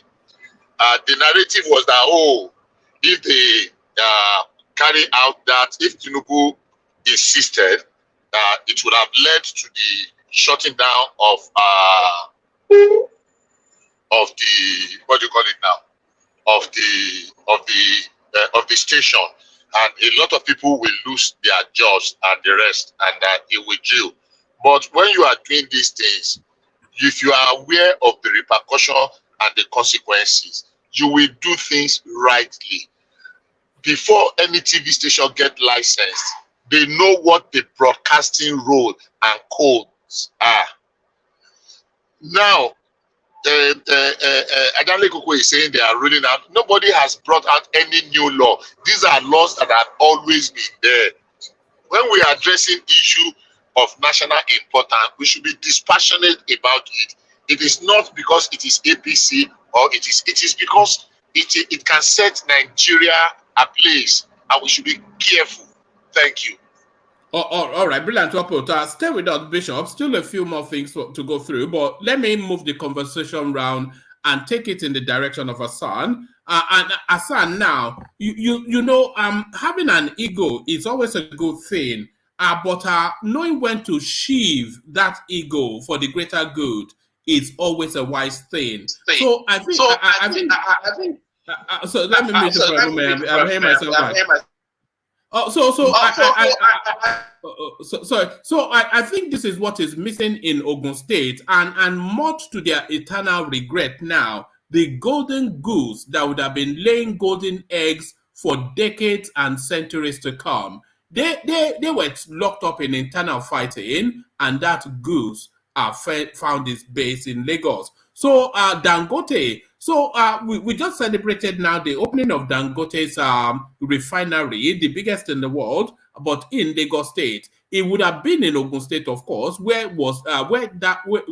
his original choice was, but the internal squabblings of that space. So what are you then making then of the back and forth between Dapo Abiodun and Ibekunle Amosun, Shetima's best friend? talking to Shatima. I don't know if it is Amosu. Maybe you guys know him, but that guy that I was talking to, I'm very sure it's not Shatima. Anyway, you see, there is this thing about us in Nigeria. Common with youths in southern Nigeria. It's not that common here in the north. When anything come, and it does not only stop with the youth. I mean, sometimes even the leaders, they get involved. We like, to take rent of anything, whether it is developmental or not. People will just come, feel a what we had, at least, from people, is that when Dangote decided to go there and build the indigenous people that stood up against it. And the back and forth that is being reported in the news right now, that the governor Amosun failed to act upon that. It might be something even happened at the ground level where the people say they will not agree, and they brought out ridiculous have to be met before any private activity will be done on the land.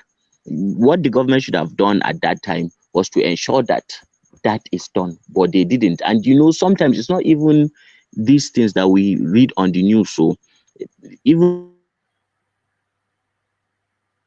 investors, even our federal government, this is not only a governor's thing, because I remember and during the tenure of who was that, the last president, or Goodluck Jonathan, and early in Buhari's presidency, there were people who were investors that came to Nigeria and had great ideas to come and implement in Nigeria. One was that the people close to the president gave them conditions that they must give them so amount of dollars, that you must bring to so. So we, the leaders, and sometimes even the people at the grassroots, they create very person will not tolerate, and your system is dipping quite heavily. Okay, I think it's the network. So I said. So I said, so sometimes our leaders, and even sometimes even people at the grassroots, they create ridiculous, and demands for people who are coming to invest their hard-earned money in your space. So you create this ridiculous demand because you have you are narrow-minded. You cannot see beyond your nose. Something that will benefit you, benefit your children, benefit your great-grandchildren, because of one stipend, you end up doing harm to yourself, and now you'll have eternal regret, because now you see this has already started, this talking, and that was a once in a lifetime opportunity. Things like the Dangote refinery will not happen. It doesn't happen every day. In fact, it doesn't happen globally, regularly. Yeah. Why we always need people who think right, who are not too much in their leadership, and sometimes even that governorship position in Nigeria, I feel is too powerful. I'm one of the advocates that we should remove any sort of this immunity that we give our governors. I don't think they deserve it. I don't think our governors deserve any kind of immunity, and maybe each state will have to strengthen its own laws. I think as far as bringing foreign investment and creating an enabling environment, I think some of these things should be taken at a very seriously, in such a way. Maybe if we remove these handouts that all the states are getting from the federal government, maybe it will make them to start thinking straight about then attracting investment, and because that is the way that they will get paid. But this idea that the federal government will give you money every month, it makes our leaders mentally and strategic even care to think, because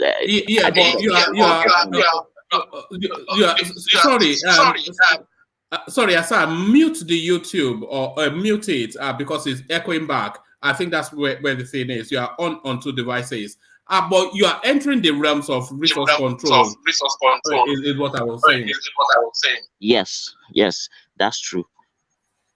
And I strongly believe that is the only way, that our governors will begin to seriously think about ensuring that the business environment in their states, is up to standard and it's just working such that only a profitable business can generate, healthy tax for you as a government to get. So when you create the enabling environment for people to come and make money in your space, then you are inadvertently creating job opportunities for your citizens, even if it is for their own selfish reasons, for the selfish reason of the government ensuring that it has enough to spend. That will make it possible for the ordinary people to feel, because the way money, the commonwealth is distributed in Nigeria is flawed. How can the federal government and the state government, because the local government, has been taken to the paupers, they see nothing. So it's only the federal government. In fact, the federal government is even more equitable for me than the state government, because what the state government is, because they keep killing our rural areas. They get this money and they don't even stop on their own money. They hijack the local government's money and then invest it in an urban, the few 2-3 urban centers in the state, maybe build roads, unnecessary bridges, and say, look, we have done work. But your primary constituency, you've not touched the lives of maybe more than 80% of your people in rural areas. You're just waiting for another election to go and distribute cash for them, and then you continue. You see, this whole approach of money reaching hands, that is not supposed to reach. So at the end of the day, you see, the money will stop along between the federal government and the state government. And these people, the way they distribute this money is within just a cycle of a few people, just few people that will come, the one that are doing contracts and things like that. So the money does not go down to the grassroots, and therefore Nigerians will be very, very poor. They do not feel any impact of the government. That is a serious problem. And for me, one of the best ways to curb this nonsense, imagine if we were operating a system where you needed, investors to come to your place, a huge investment like this, I don't think Amosun would have passed it by. I don't think even Abiodun would have, passed it by. But this thinking that it doesn't really matter, and it's a long-term project. So most of them will be thinking, and by the time they finish this project, I may not be even here. So short-sightedness, really, it's just short-sightedness. Yeah. Now they will see it, others enjoying it, and this will be a lesson anyway. All right. Sorry, Hassan. You almost on two devices. We're hearing ourselves back. Still? Yes. Can you hear it? I can't hear the echo myself. I already logged out of YouTube. All right. Let me mute you to put a question. All right. So take us to the autumn space then. So he was one of the arrowheads of the Peter Obi narrative. Now, from this headline now, the language of surrender, autumn opens up to defecting to APC, vows to support Tinubu after leaving office. So in the readout now, he categorically rejected any idea of defecting to APC, but then, of course, surrendered to the Tinubu presidency. So is this then another one bites the dust in the noise-making obedience space? It's over now, isn't it? It's over. Yeah, enjoying it too much. Yeah, it's over, isn't it? You see, my grouse with autumn is sensationalism. You see, this, in fact, my grouse with Nigerian media or generally is also sensationalism. This Fulani name has been taken to the dust. The Fulanis, there are criminals in every ethnic group. There are criminals in every ethnic group. But in our case, because the president is Fulani and he has a thick skin, he can take it. All other Fulanis had to take it too. no problem. That and you know, Autumn actually is a populist. He used the way what when I had Autumn supporting, because I was expecting he would follow Wiki and support Tinubu. When I saw his stance that he's supporting Obi, I said, oh, okay, birds of the same feather, you know, they fly together. So again, it's the same thing. He's a divide and rule kind of person, and his strong point is, you know, is ethnic, no, and religious politics. That is what he does. And you know, because Benue State is a majority Christian, you know, enclave. Yeah, yeah, it served him well, and because he had a Fulani president, it served him well. It served what you know, this father earlier really, you know, he brought him back to his senses now. And what will tell you that that space is too religiously charged is the fact that it's another reverend father that won. But he countered the other narrative that that Autumn really put out there. So Autumn's body language, his speech, you know, is that of surrender. I don't think I've had him say Fulani once since they lost. Now it's over, isn't it? Now he will begin. Hold on, Hassan. Hassan, let me take you back to something you said earlier on, and I think you hinted at it in previous conversations. I think we all somewhat know that there's somewhat of I won't say an anti-Fulani sentiment in the country, but there is a suspicion of the Fulani stock in the country. So now it's very easy to say that that is only because Buhari is president, and you can say that. But what do you really do? You identify that that sentiment is there, and what do you think underpins it? The sentiment is there now because I feel it. I've seen it, and in some of our distant relatives, you know, they were attacked. I know of some people that were living in one of the southwestern states. They were law-abiding Fulani people resident. They don't even, you know, herd cattle, or they don't wander about with cattle. They are settled in the community. They've been there for more than 70 years, but they had to leave because of all this brouhaha. So it has really affected some of my distant relatives and all that. So there are implications for, you know, stereotyping people. There are implications for being prejudicial to people, and there are implications for discrimination of a certain people. We complain all the time about, you know, the way in the West, you know, they have racist undertones in their policies and in the way they talk and the policies that they have for black people. For some of us that are Muslims, we also complain that there is an Islamic sentiment in the West and things like that. So a lot of people will look at that they are blacks. They don't want to be stereotyped as black people living in Western countries, but they'll come on the media and they'll start saying Fulani this, Fulani that, and you think these people are intelligent or they are educated, but no, they have let, you know, their emotion get the better of them. I understand how somebody, you know, can be overcome by the anger of what has happened, especially if lives has been lost. But the media, you know, really, you know, because Buhari just took his eyes off all that, they actually use that space and they run amok with a narrative about the Fulani stock that is going to take us some time for us to recover, you know, the kind of the injury to that ethnic stock. Anyway, you see what has happened to the Hassan, hold on.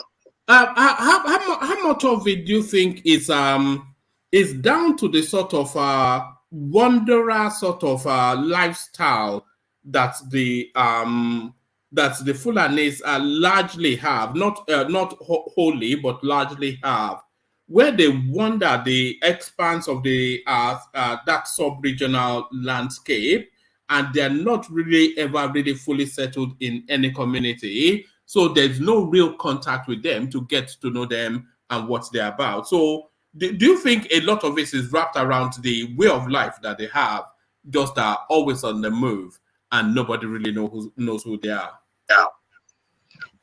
You see, the Fulani problem, I don't know why I even say it, because it's been so repeated over and over again. Okay, the herdsman problem in Nigeria is not a uniquely Nigerian phenomenon, really. You see, there are other tribes. I mean, in the whole of the Sahel, and even if you go into North Africa, that are also having this wanderer lifestyle.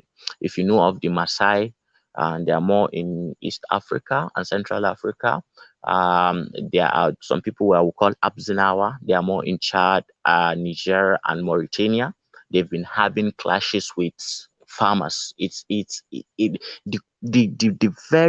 first remote problem of this is global warming. Water sources, natural water sources are drying up because of global warming.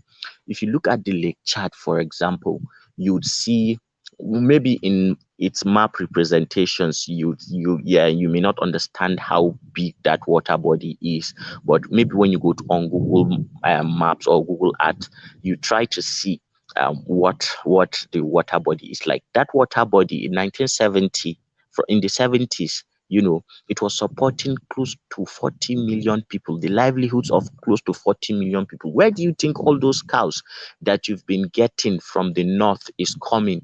And for years, we have a train station in Meduguri, we call it Kasuan Shanu. The bulk of the cows that is taken to Port Harcourt, to Lagos, to all the southern, they are coming from that area close to the Lake Chad. And from 1970 to now that I'm talking to you, the volume of water has reduced by 70%. You only have 30% of what it used to be. So that space has shrunk. That is a water body that rice farmers depend on, fishermen depend on, pastoralists depend on, because it's not even only because in Nigeria we mostly eat cows, the Fulani mostly, rear cows, but there are people who rear camels and sheep and goats in Chad and some parts of Niger. They all depend, but that water body was shrinking. So that that the water was becoming a scarce resource, a very scarce resource. As it was dwindling, a lot of pastoralists had to flee, because there was no longer enough grass to cater for all the cows. So naturally, they were coming more inland into more areas that they were coming southward, where we have some rainforest here and we have some Sahel savannas here. And in the north, we have pretty much two seasons. It's either we have a rainy season or it's a dry season. So during the dry season, those pastoralists, they have an established route that they've been taking for centuries. That is where they take their cows when there is no grass in the north. So they take that route.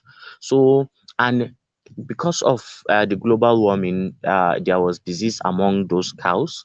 A lot of them also, died of dehydration and things like that. So a lot of Fulanis, lost their means of livelihood. And the typical, bush dwelling Fulani man is not the type that goes to school. What he knows is only his way of living. If he doesn't have a cow, there is usually a problem. That I would admit is a problem in the Fulani, in the rural Fulani lifestyle. So now, when all these things happen, government was very slow in responding to the social needs and the emergency that was happening within the wandering Fulani stock. So it so happened that, unfortunately, and that is why sometimes I'm not part of the people that praise. Sorry, Hassan. Sorry, Hassan.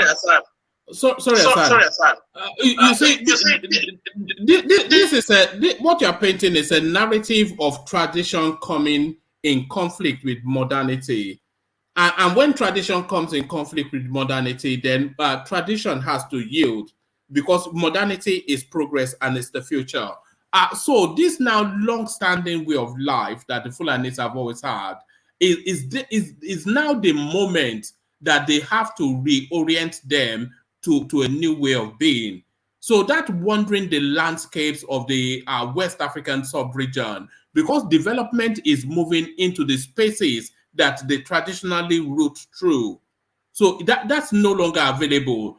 And there'll be constant pressure on that way of life. So is this now the time for a reorientation, a realignment, a new learning for that way of life? Yes, that what you said might be one of the mitigation measures, but I don't actually see it as that.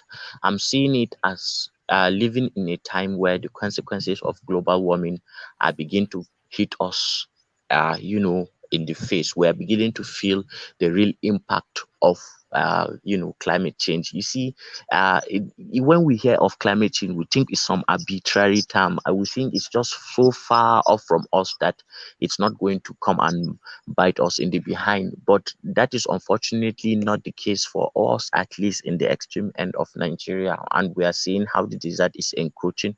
You see, this whole Boko Haram thing also has a lot to do with that dwindling of the Lake Chad. A lot of people lost their livelihood, and then they were vulnerable for people bringing bad ideas, because if you are frustrated, if you don't have a means of livelihood, anything that someone brings and tell you, you can just go and join, especially if you see like this is going to bring you good money.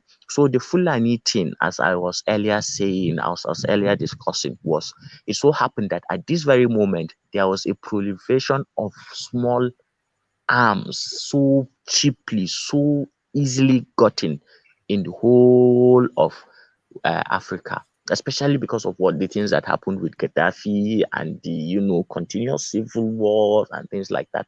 So the Fulani had access to weapons that they initially did not have, because Fulanis have always tried to eat people's stuff in farms, but in the north, uh, there is a way you deal with them. Okay, you can deal with them physically, but when they bring AK-47, you are no longer in a position to stand and fight, because that would be foolish for you to face somebody with an AK with sticks and guns or your juju. It will not work. There is where juju will reach, but bullets don't know juju. Do the Fulanis have juju? I know there is no juju. I'm not a superstitious person. I'm a Fulani, but I'm not a superstitious person, really. I've seen people who believed in juju in Borno State, in Maiduguri, and the way Boko Haram were just blowing their brains You, on you the know, pavement. Hassan, in Yoruba land, in Yoruba land, we have a juju called kanoko. That means, let's say for instance, you are going from Lagos to Ibadan. If you use kanoko, you can make that journey in 10 minutes. We believe that the Fulanis, they have kanoko, which is a particular sort of juju. Yeah, the Fulani are very, very, very, very good strategists. They know how to attack. They can plan. They are very stealthy. So, if you see their normal formation when they want to attack somewhere, they walk very silently. So, if like 15 Fulani people were to attack you, the way they will encircle and attack you, you would think they were 500. They have a very, very good way of doing it, and it's a knowledge that's been passed down generations. So usually when they attack, say, a village in the night, and maybe 20 people came to do that attack, the manner in which they carry the attack without talking too much, with just hand signals and whistles, sometimes they make bird sounds, sometimes they make owl sounds. You think that you are being attacked with spirits, but no, it's just a traditional way of doing things. So, and this knowledge, they are hidden. You have to be part of it to understand what is actually going on. So, you take the impression that your enemy or the person attacking you has juju and all that. Yes, good for the person that is attacking. Believe what, because the human mind is something anyway. If you believe in spirits and ghosts, you'll see them everywhere. So it's just it. All right. Let me take you back to the politics of it. And let me take you to this space. All right. I have to mute you. The echo is so much. Let me take you to this space. Buhari requests Senate's approval for a payment of 226 billion naira, $556.8 million, etc. So what's going on there with 5 days to go his administration?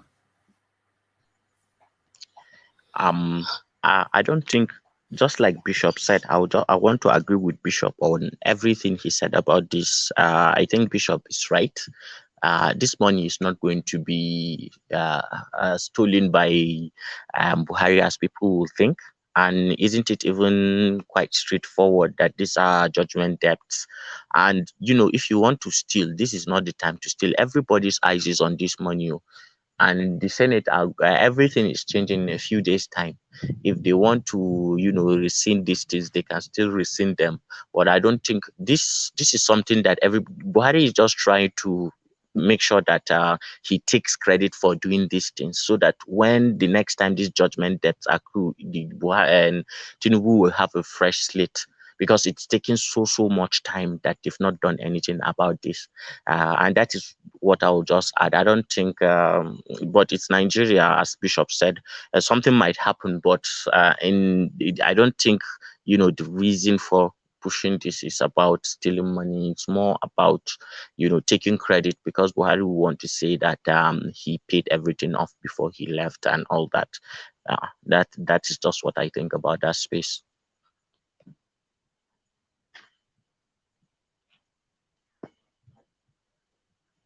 Sorry, I'm muted myself. I'm Buhari not dissolving his cabinet. What are we reading into that? With 4 days left, he's still giving them marching orders to go back to the office. What are we reading into that, Hassan? On mute. So many things that were done late in this administration, isn't it? The $885 million, this one now. I don't think that the transition, committee and the work that they are doing, I don't think that they are done with it in the manner that the president wants, and that may be pushing him, to say that they will keep working until the last day. But it's a structured thing. I know they have their timetable that they will need to meet up to, and they are going to be done with all this, keep working thing before the day that they hand over. I don't think they are not going to dissolve them, but if it reaches next week, it's meaningless to say you are dissolving anything or anybody like that, since it's not a requirement of the law. If it's not breaking a law, then I wouldn't read too much meaning in these things, really.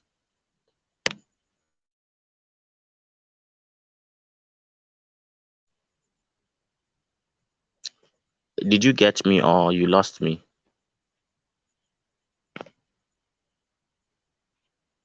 Yeah, sorry. Yeah, no, we got you. So I'm muting you to get the question in because of the echo and the feedback. Abike Dabiri Arewa versus Arise TV. You spoke a little bit on that. Expand your thoughts. Me, I'm an Abike person. Let me just say this off the bat, because I love this woman. There are some people that I just love them because of what they've done, for the country, and she's been there for long.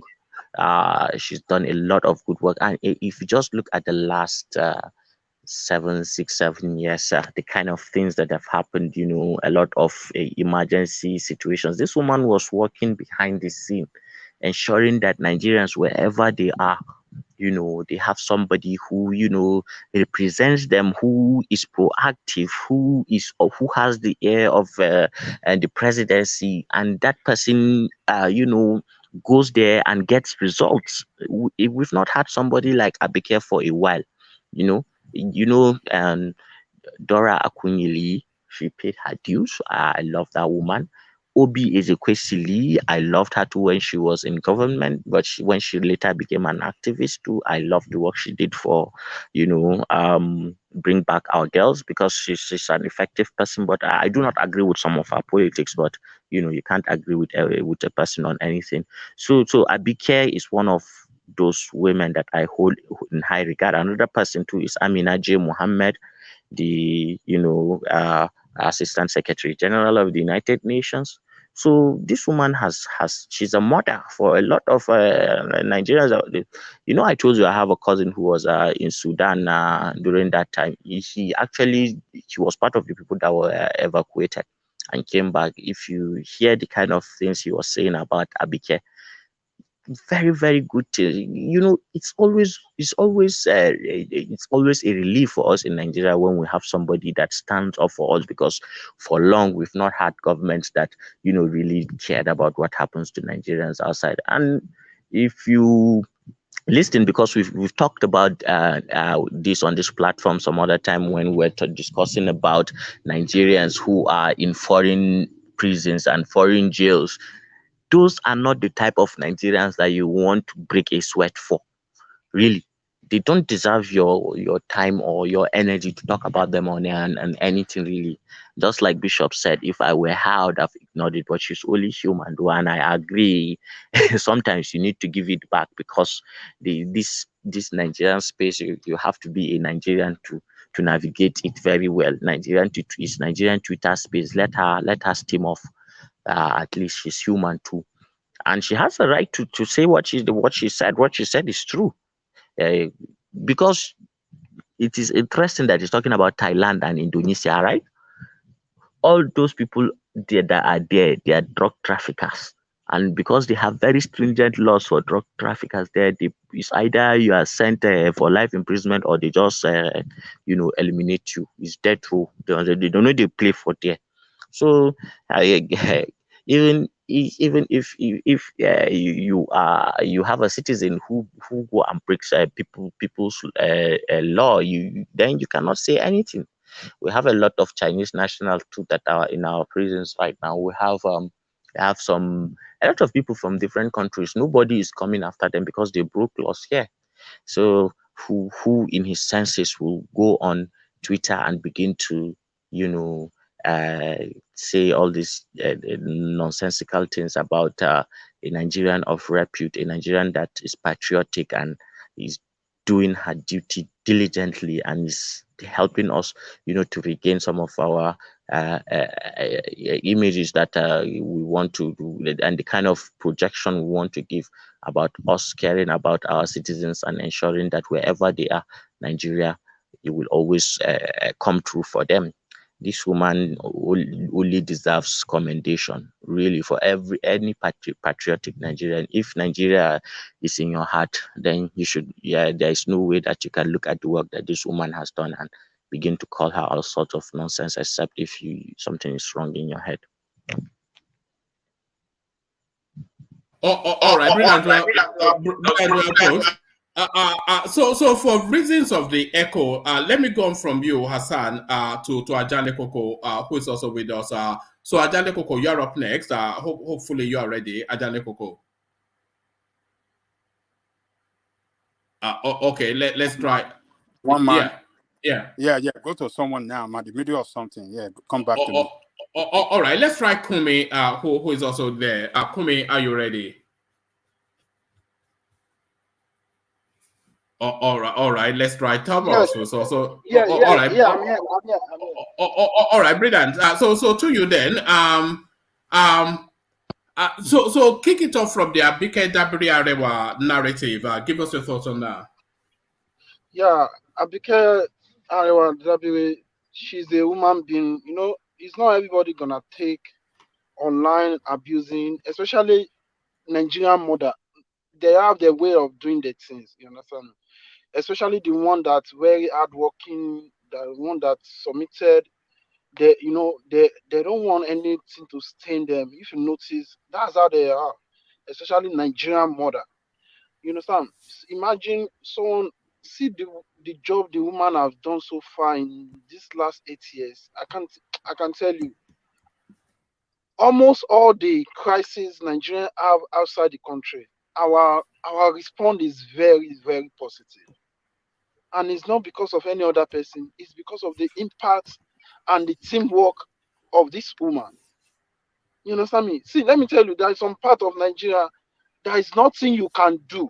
Even you bring Muhammad and Jesus come, they will still criticize it. And that's what is affecting us. You understand me? Imagine, see, the guy, I don't know why you never talk about this thing. I expect you to talk about it, the guy about the UK stuff. See, the guy started Yeah, from no, I considered it, but I thought it wasn't strong enough. You mean the guy that it's very strong. It's very strong. Imagine the guy started from YouTuber. See, there is so many things that we they go and check them on YouTube. They downgrade our country. Even is majority from people that recognize our country, say positive thing about our country, is from outside Nigeria. People outside Nigeria.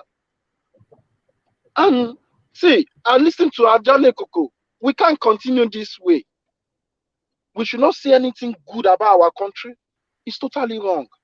I've been in Ghana, I've been in Togo, I've been in all these countries. They don't do better than Nigeria. You understand? We still far behind them. Even South Africa that have developed the most developed among all of them, they still lag behind. Their human resources is very lag behind Nigeria. You understand? When someone is saying that TV station have us, they can say anything. Because of many of us, we are already outside the country for many years. We don't know the implication of when people are fighting war or when there is a problem in the land. I think we should always think about the people that I want Nigeria to pick. We should have a sympathy about the poor people that they don't even know what is going on online, and they are the ones suffer for all these things that are going on in our country. Abike Dabiri, she is a wonderful role model. all right. Just on that Nigerian guy, MD, he calls himself, Yes. who kicked off all of this thing.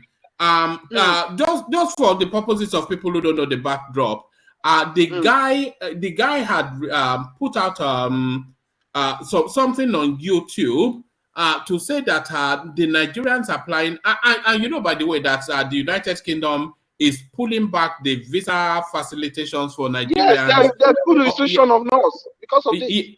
Yeah, no, that not because of it, or not because of the guy's video. They had done it, and then the guy's video came subsequently.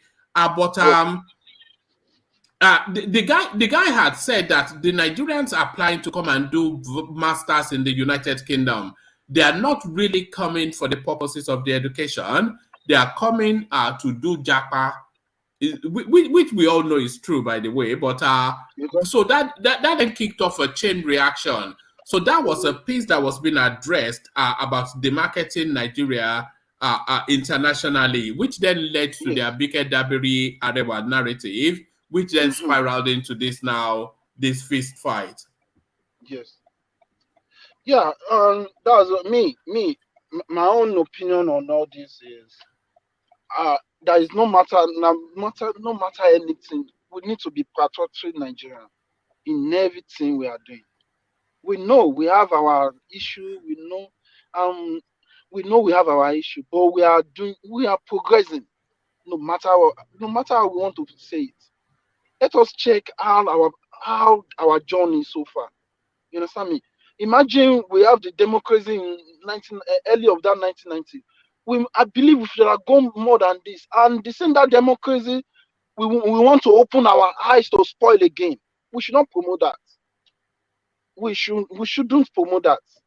You understand me? Because this is the only thing that's making us going forward. Because military come, they don't even have they don't have any positive impact. They stole all the money, they took everything away. I believe we should just be very patriotic, because I listen to Ajale Koko since when I'm joining this platform. I never hear any positive something. It's really unfair.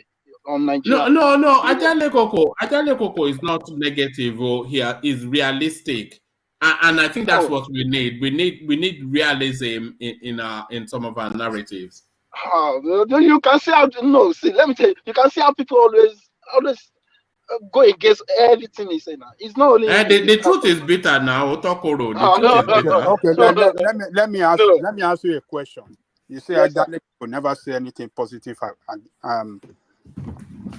anything Nigeria. positive Yes, about Nigeria. Yeah. Is Nigeria better off now than 8 years ago when Buhari took over the reign of government? Can I quickly answer that question? No, yes. Yeah, answer yes or no. I have different people back home.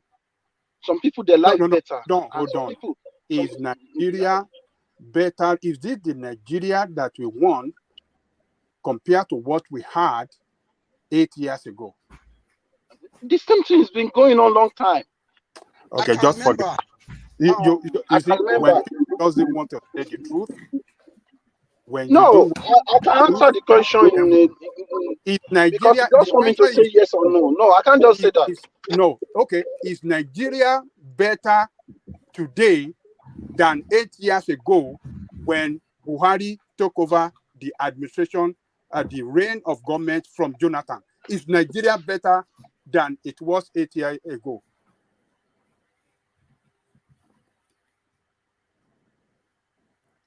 Hello? I can say it's better. Okay, all right, fine. Let's forget it. It's okay. You go ahead. Better, you can ask me in which aspect, right? And I will explain to you, sir. Okay. On the security, is it better? Are we better off on the security? It's better because people in Borno State. Hold on. Okay, you have answered that question. Fine. You have answered. Yes, it's better. Yeah. On the economy, are we better off? We are progressing. We are progressing. Are we better? Yes, we are laying a foundation. No, hold on. Is the thing better? We are heading to somewhere. Oh no! Are we better than 8 years ago? We are better because okay. So number two, there is nothing like Dangote. Okay, number two, you have answered your question now. Yes. Number two, we are better. Yes. On anti-corruption, are we better than 8 years ago? We still better. Okay, all right. I'll leave the rest to one man. Let's continue. Okay, that's all I can say. One man. That's my contribution. No, all right, brilliant. So take us to this space then, the back and forth between the police functionary in Lagos State and Rufai Oseni. So Rufai had gone out to tell us that 40 brain boxes had been looted from vehicles in a stealing spree in K2. The police went to investigate and found no such matter. So we're in the realms of fake news. So we were just discussing, is it time now for tighter regulations around the media in Nigeria? Yeah, we totally need the regulation. Hi. I'm in the middle of something. I'll join later. All right, thank you. It's going very well, isn't it? Let's try the Prime Dot, who's just joined us. So the Prime, you're up next. Pick it from where Kwame just left off. Yeah, good evening, one man. You see, first of all, when I want to talk about people that I have my own reservations for, I first of all show my cards like, okay, this is me, so people can know my sentiments. I don't like Rufai Oseni. There is a difference between being a critic and being a sadist. When you are a critic, you are objective. You say it dispassionately. When you are a sadist, it's about your ego, that everything that is said must be countered, must be wrong. On Arise TV, despite the likes of Dr. Abati, being a PDP, a pro PDP, was a former, PDP member, he still tries to come to the middle. Sometimes Rufai is just making this all about himself, and he brings some ideology to what he's saying. So, I heard what some other previous scholars said concerning the stability of the country. If media is not checked, when people say media, as if what they are doing is absolutely noble. Media is also a business. And in business, you look for a market segment. So when you see people with certain grievances, it's a good market segment. So taking media at this noble value, it's sometimes naive.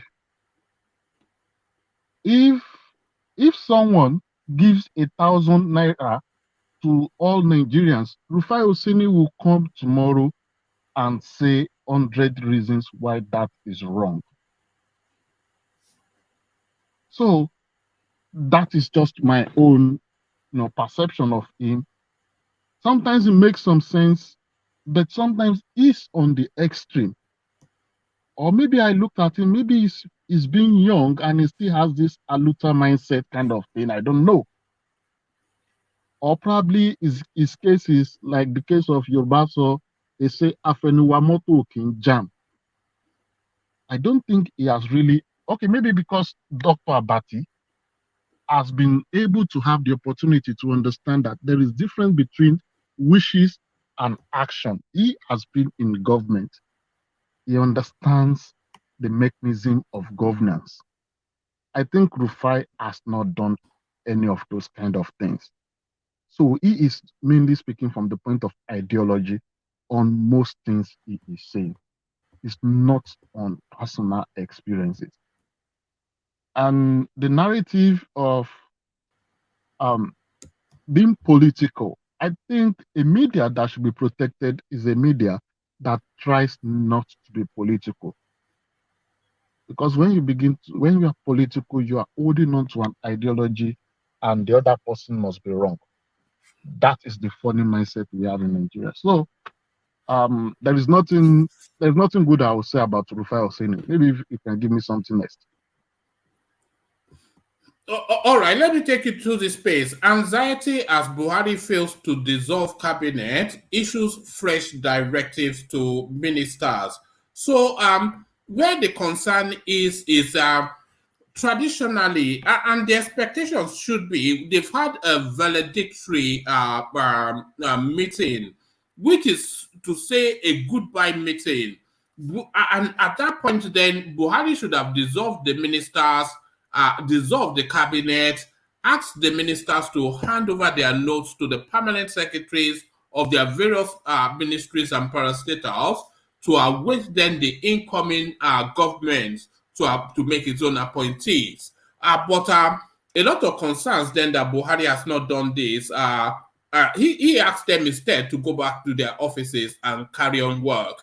So what are you then making then, or 4 or 5 days to go? Buhari still clinging on to power?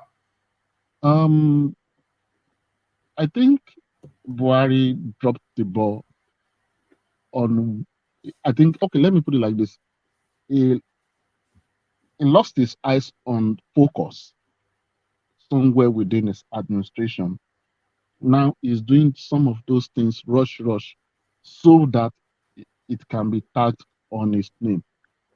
I'm telling his ministers to go back to work. I don't know the work you want to do in 5-6 days.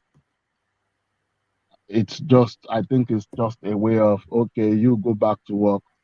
There is nothing anybody is doing. Any serious minister, the work he is doing is tidying up his files to properly hand over to the next person coming. I don't see a big deal in that. There is no work. Within that 5 days, there is Friday, Saturday, there is Saturday, Sunday. So technically, it's like 3 days. So there's no work anybody is doing. except we just like to scratch our head and pull every strand of our hairs on top nothing. That's the way my people will say it.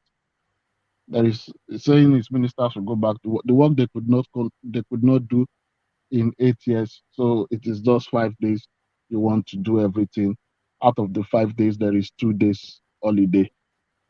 So I think we should. It's not worth wasting the times of people on this panel. I think there's no discussion on it. All right, and is this the real?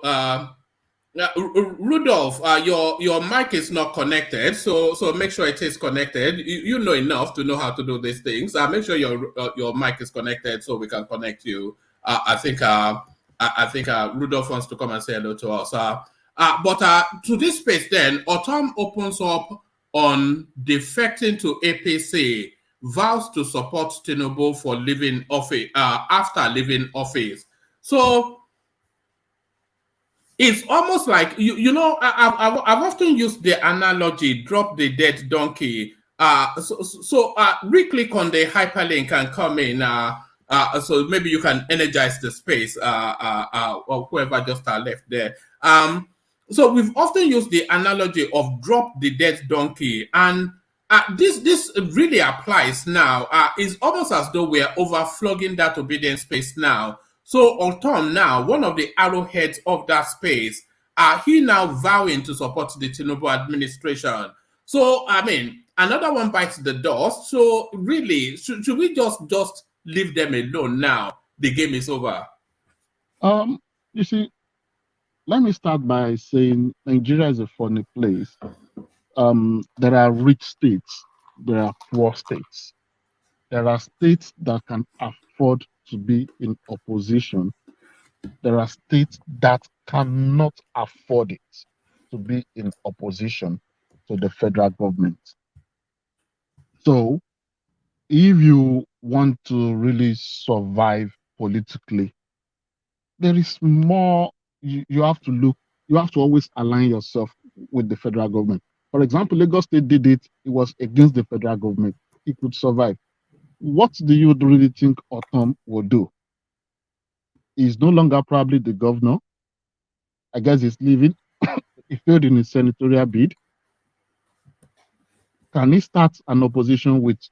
Can he remain in an opposition with Obi or Atiku? Either knowingly or unknowingly, they all worked for Tinubu. So even Obi should be at the inauguration and be given a seat to sit. He did a good job. Unknown to him, he was used. Autumn is left with no political option at this point. Even if it's not defecting, at least it should be in good terms. Maybe he can get people, his own people, into the government at the top. So, except for some major states that can afford to poke the bear of the federal government, maybe like Kano, like Rivers, like Lagos, those major states can do it. But any other state is left with no option than to fall in line. Do you feel there's still a sense of apprehension, even with 5 days to go, and so much reassurance? Do you think there's still a sense of apprehension that even at the 11th minute, something, because there's still a sense that something big is still about to happen in this election? Do you feel that sense? And what do you identify as that big thing? Because I feel it says that there's something big is still about to happen. There's no big thing that is happening. The big thing that is happening is on the 29th that you're having Tinubu sworn in.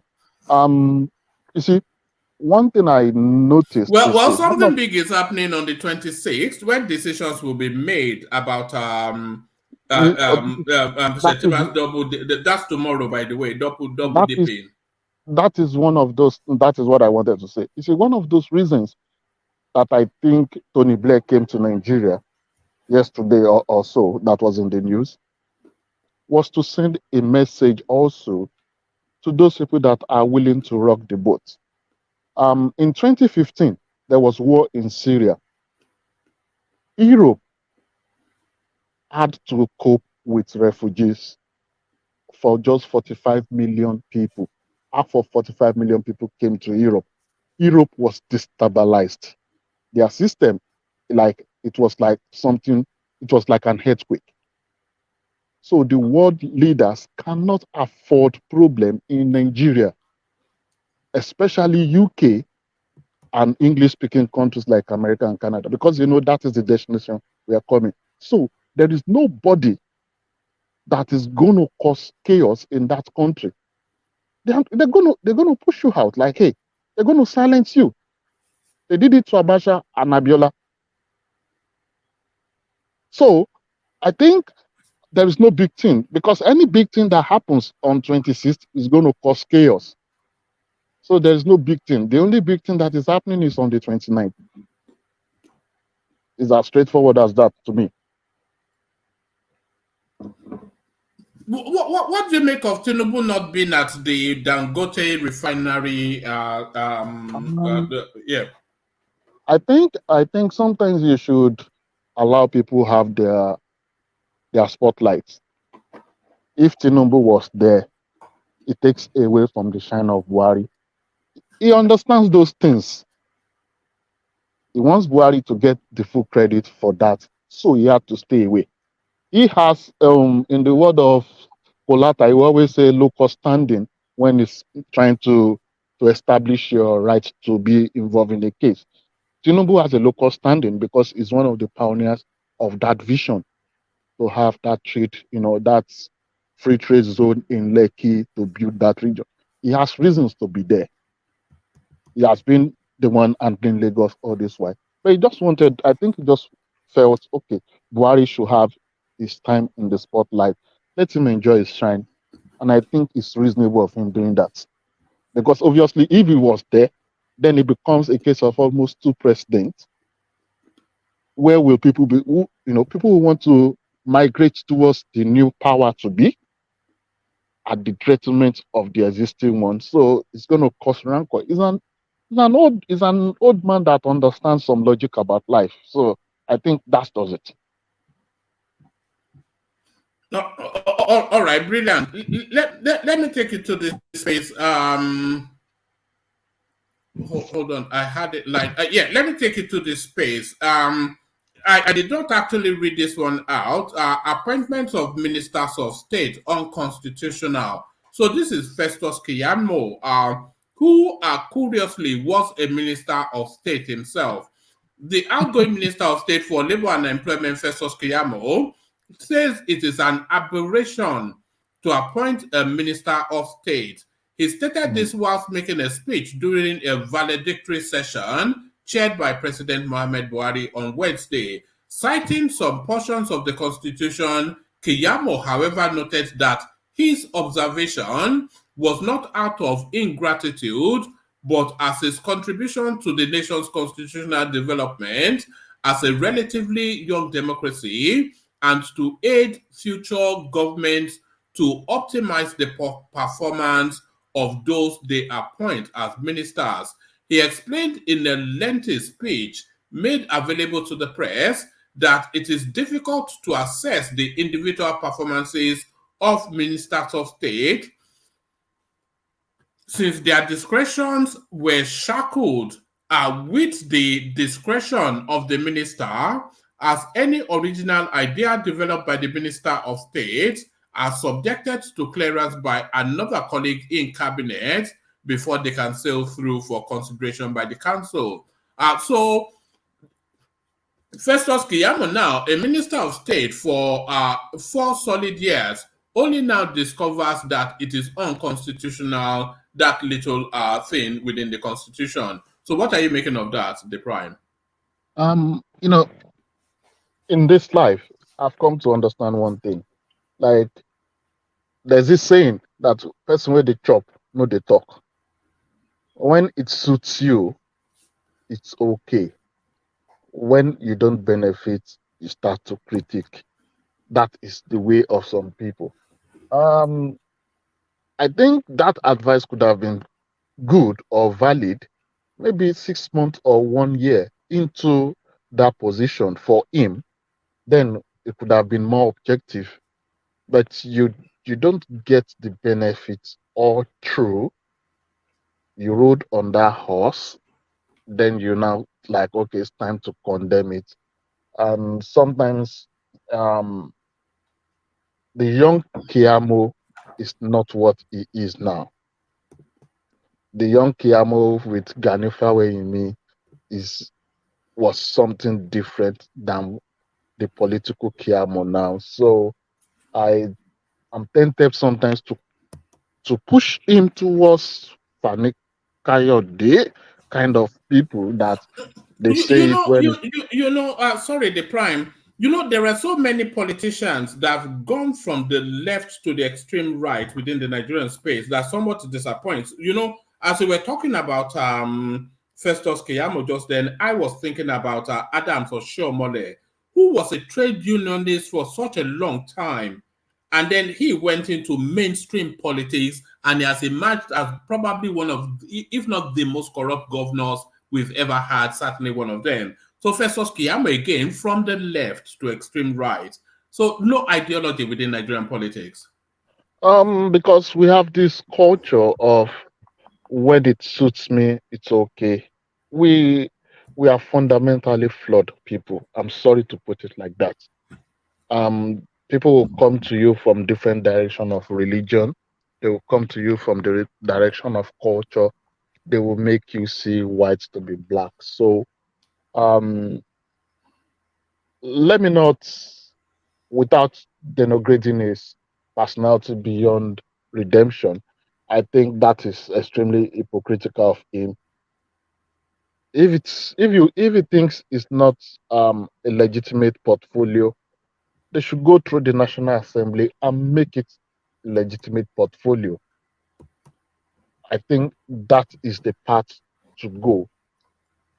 You It's know like what? What he is suggesting is that it's somewhat of a duplicitous portfolio because we have federal character within the Nigerian constitution that the governance must reflect the public face of the country, representing everybody. So I think that minister of state, they use it as a sort of a magic trick for the federal character thing.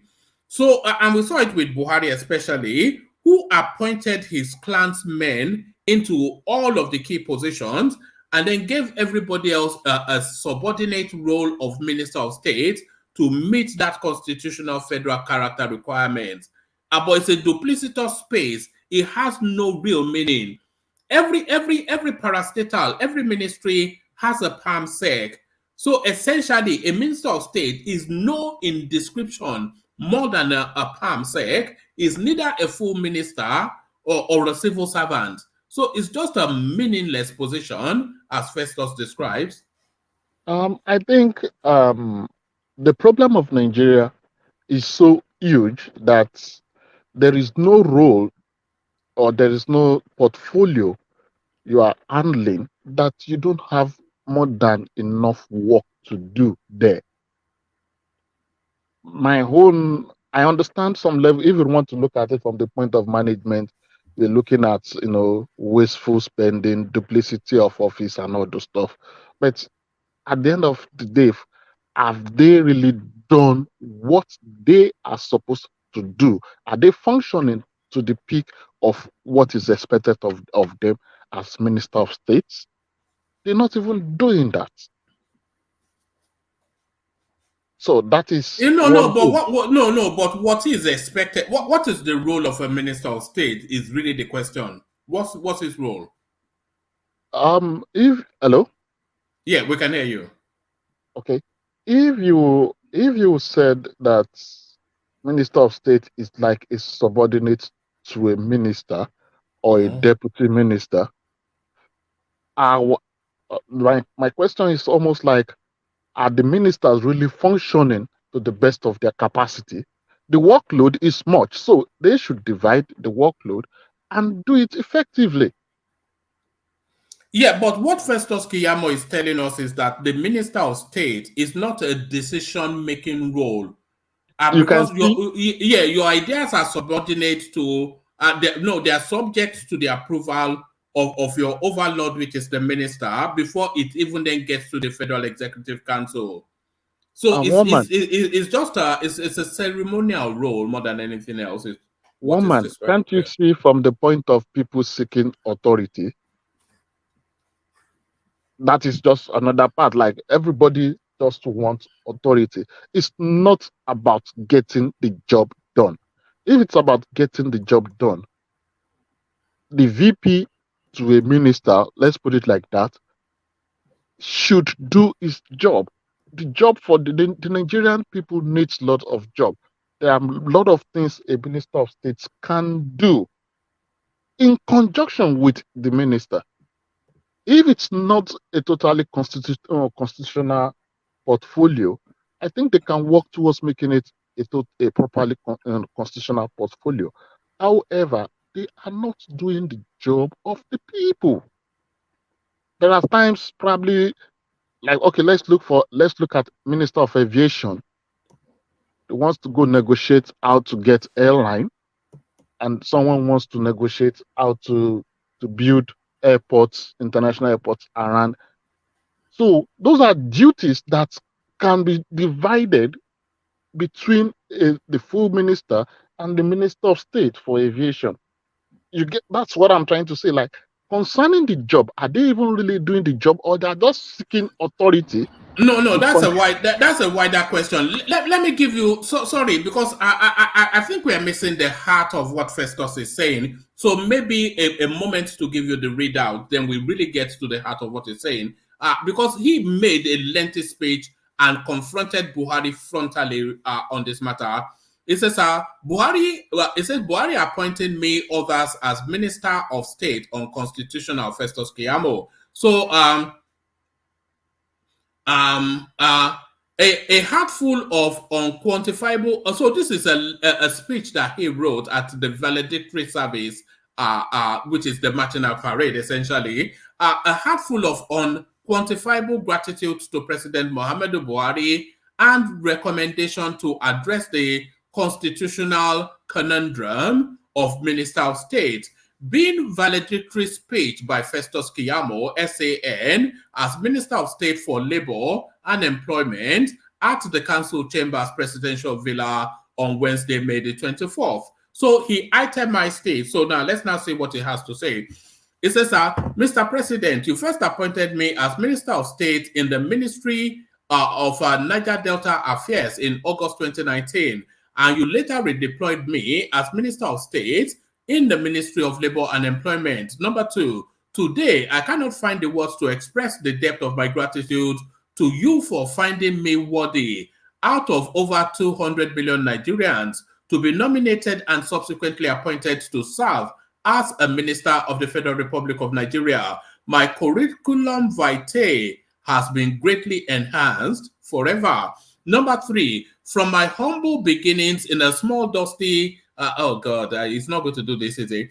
From my humble beginnings in a small dusty town in Delta State, where I was born and raised by my struggling parents, all the way to the council chambers at the presidential villa, where I had the honor and privilege to participate weekly in decision-making for my country in the last 4 years. It has been a fairy tale. I give God all the glory. Number 4, what I am about to say, therefore, is not and should not be construed as an indication of ingratitude. Far from it.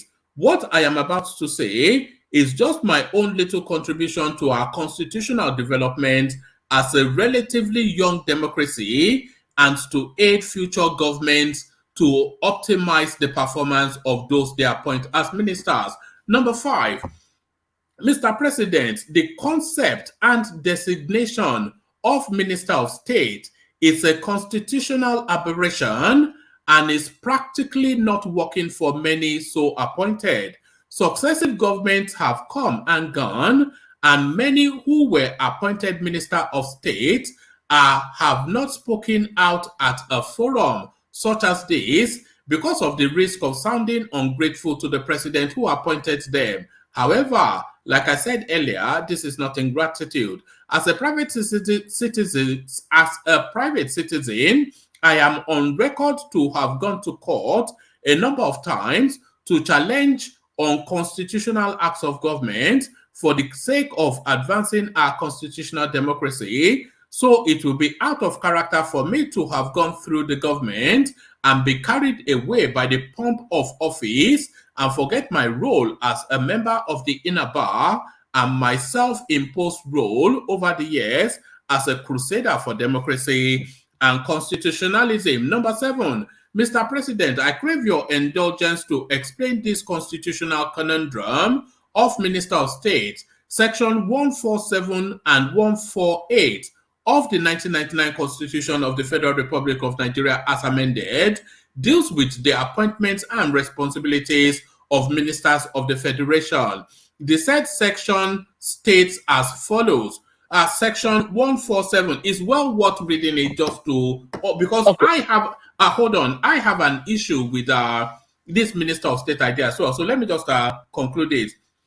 Section 147, number 1, there shall be such offices of Minister of Government of the Federal of the Federation as may be established by the President. Number 2, any appointments to the office of Minister of Government of the Federation shall, if the nomination of any person to such office is confirmed by the Senate, be made by the President. Number 3, any appointment under subsection 2 of this section by the President shall be in conformity with the provisions of section 14 subsection 3 of the Constitution, provided that in giving effect to the provisions aforesaid, the President shall appoint at least one minister from each state who shall be an indigene of such state. Section 148 subsection 1, the President may, in his discretion, assign to the Vice President or any minister of the government of the Federation responsibility for any business of the government of the Federation, including the administration of any department of the government.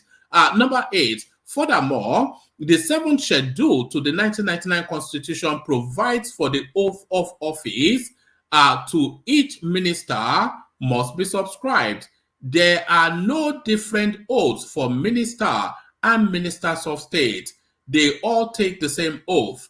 Number 9, in addition to the above, the minister designate appears before the Senate and are grilled and cleared as ministers, not as ministers in some instances. And let me take that again. Number 9, in addition to the above, the ministers designate appear before the Senate and are grilled and cleared as ministers, not as ministers in some instances, and ministers of state in some other instances. It is at the point of assignment of portfolios that successive presidents then reclassify some as ministers of state. Some may want to justify this by saying the president is given the discretion by the Constitution to assign whatever responsibilities he likes to ministers. Yes, I concede Mr. President can do that, but not by a designation different from that prescribed by the Constitution.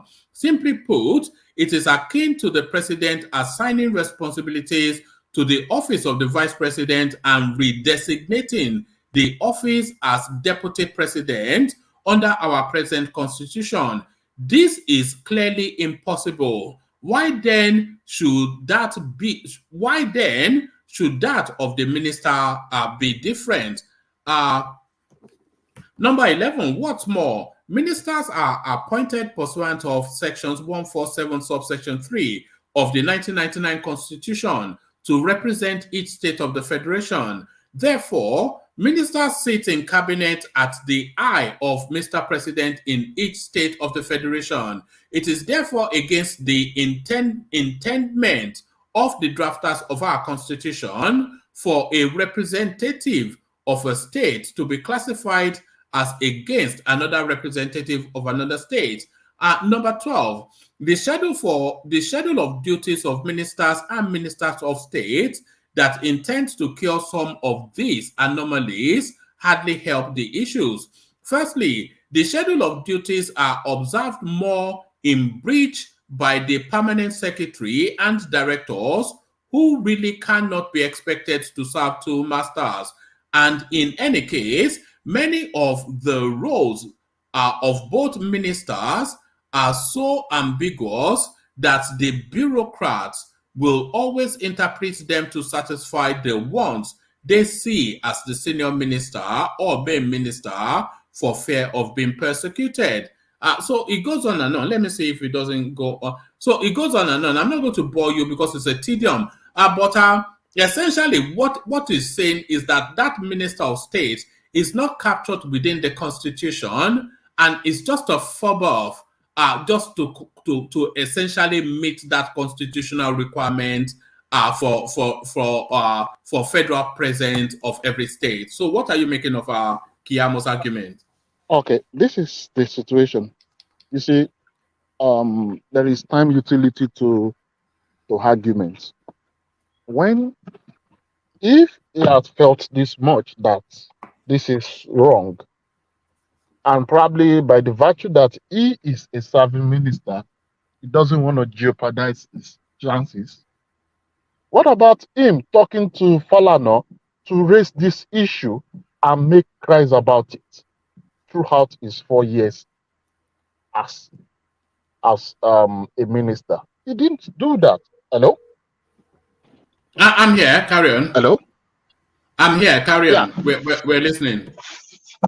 Yeah, Falana was there. He's a close associate of Falana as a conduit for him to have raised this kind of situation.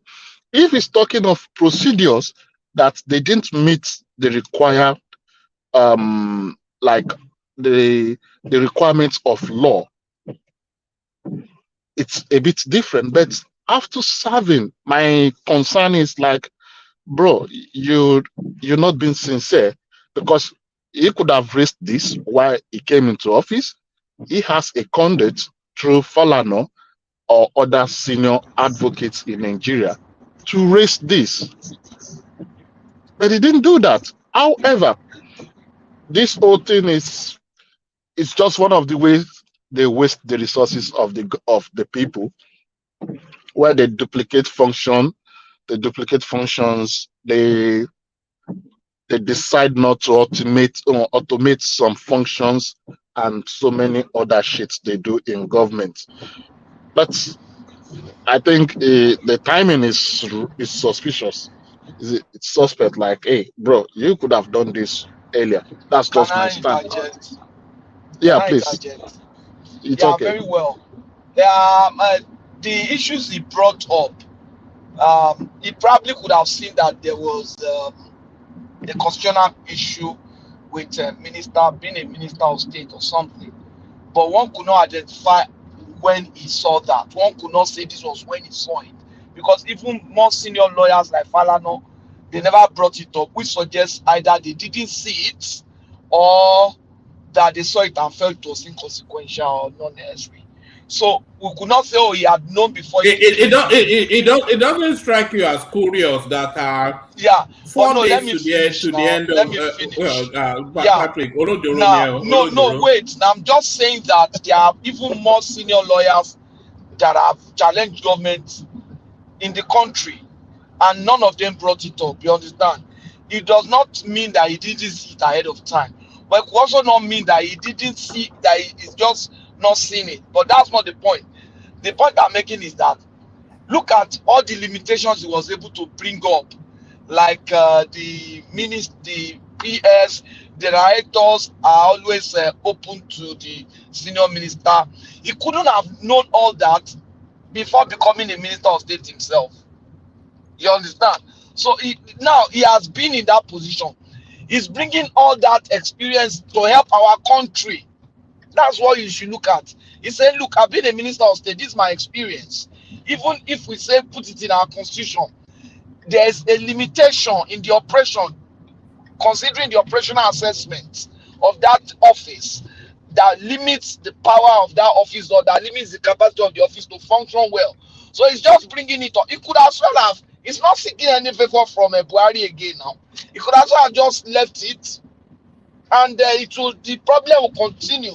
So it's now saying any coming government can look for a way, either putting it in our constitution and then designating and delineating their roles and functions and things. I know in the Ministry of Education they separated that, because Minister of State are in charge of secondary education. That's why Wike was the one in charge of WAEC and all those stuff when he was there doing that Chibok girls issue. So it's just advising the government. So it's not about him. Then another thing I want to say is that hold on before you run off to the next point. There's I'm not going to concede that element of altruism that you are trying to accord him. It beggars belief that with 4 days, he's been there for 4 years. 4 years. And then with 4 days left for him to pack his bags and get out, he has now suddenly come to the realization he's had an eureka moment, and then he's just come into a wisdom that this thing is not constitutional. That stretches credulity to the nth degree. Okay. One man, do you know how many lawyers? Patrick, let me say one thing, please. Okay. Let me say one thing, please. For him, in particular, he didn't get there as a baby lawyer. He was already a senior advocate of this country. So he was well versed in law, and he understands those pitfalls in our law. There are so many senior judges. He has access to people that can bring up this thing. And as one man have said earlier, it's difficult to believe that you enjoyed that privilege for 4 years, and in 4 days you now saw how wrong it is. My people, I agree with you. Yeah, my people will say now. It means nobody doesn't know how to put meat at the side of the cheek and say, there is nothing there. So I think agree with you. But the point is that what I'm trying to bring up is this. There have been so many lawyers in cabinet. He was not the first senior advocate of Nigeria in cabinet. In this cabinet alone, I'm sure we have close to maybe 7 or 8 lawyers. I think this is just a case of power aggregation. Someone wants to aggregate power. That's not my. No, I'm trying to build an argument. You see, in this cabinet alone, we have close to 7 or 8, if not up to 10 lawyers in this Buhari's government. Even in the same Obasanjo, because Obasanjo was not those that created Minister of State. We have so many lawyers, and we have so many lawyers, activists, and everyone. They are not bringing it up. So I will not cascade and say, why are you bringing it up? Could they have kept quiet? Okay. But another point that I'm even trying to bring out that you spoke about the other time is that, the Keyamu that was a young man is different from the one that is now. For every one of us that is listening and speaking, the young man we were is different from what we are now. It is because some people have not grown up. That's why they went to slap policemen and they have arrested them. You don't expect Keyamu to still be behaving the way he was behaving when he was an activist, a student union, like Ore is still behaving now. When he was a student union. Let me finish now. Let me finish. Okay, go on. I beg you. Yeah. Okay, now, go on. You don't expect Keyamu to still behaving like that. You don't expect Oshomole to still behaving like that. Oshomole, Keyamu were driving on highway. Now they are flying a plane. You don't fly a plane the same way you drive a car. When you grow up, you gain perspectives. It's an aspect of, it's an evidence of growth. You gain perspective, you see things differently. When I was a child, I used to see my father as, this one is too strict. Those things my father used to tell me. I used to see him troubling me. Now I'm old. I'm a parent. I'm beginning to see things differently. And those dimensions begin to influence my behavior and so you don't expect Keyamu or Okchomole to be shouting aluta. For what now? Now they are in place to be able to make a can difference. I say one thing? And sorry, can I come in? Yeah. We've seen people that have stayed true to their values all through the majority of their lives to at least 60-70%. The late Gani Fawehinmi stayed true to his value. He's going to stay true to value now. But Hold on. if Gani becomes president of Nigeria that he wanted to be, you don't expect him to still be doing a Luther and going to government. No. Hold on. Now. Hold on. What I'm saying is this. I placed it on percentage like 70%. The likes of Falana, nothing much has changed about them. I understand the point of that position of being a critic is different from when you are the one responsible for actions. You see things because you have a broader perspective of things. And now you have access to some information you never really had access to when you understand. Now, that is what is shouting and making now. Yeah. If you make it the government, we see things differently. Yeah, that is what I'm trying to say. Like, when he saw this, are we trying to say Keyamo is that stupid that it took him 4 years to realize that the Minister of State doesn't really have authority? Okay. He's not that stupid. Can I intervene if you don't mind? Okay, Bishop. I share your sentiment, and I share the sentiment of every person that has spoken. But can we, for a moment, just separate Keyamo from the message he's trying to pass across? Is there substance? Is there something, a takeaway that we can, dissect to improve our polity? Is there something that is useful in what he says? So let's just pretend that it's not coming from Keyamo. It's coming from somebody that knows the inner working of the government. Is there value? Is there some substance in what is raised here? Can we try and analyze that? Okay, I think you're absolutely right. So sorry, let me come in. To what you said, Bishop. Only because you are asking, we'll make that separation, because I'm very reluctant to make the separation. There's an inherent hypocrisy in what he's saying. But if we set the hypocrisy aside, there is actually substance to what he's saying. There's substance to what he's saying. Because if the constitution does not defend that appointment, and he used the analogy that you cannot just transmute a vice president that is documented in the constitution to then redesignate it as a deputy president. So the constitution must be sacrosanct, and even though the Nigerian president has almost celestial powers in terms of what is vested in his hands, the thing that vests that thing in his hand, which is the constitution, he does not have the power to just so I think he has a point, is my wider point. But sorry, the prime, you wanted to go. Yeah, come in. Okay. Actually, if we want to go by what Bishop just said, like, okay, let's leave the messenger and treat the message. I think he has a point. You understand? And I believe so we should probably do away with the super minister and allow the Minister of State to work, because I think it has more roots. The Constitution gives it more legitimacy because of that requirement that it should have a kind of federal character presentation. So rather than duplicating offices, probably the super minister should be done away with, and probably we should stick with Minister of State to each state. Okay. Let me quickly now add this. Now, if we all remember how we arrived at having Minister of State, I will quickly refresh our memory.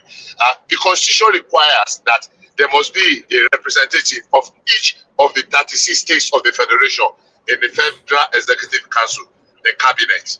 Now, as at then, we had only 17 core real ministries before some other ones were just created for the creation of it. So there is no way you will have 36 ministers from each state manning 17 real ministries without having some as minister and some as deputy ministers.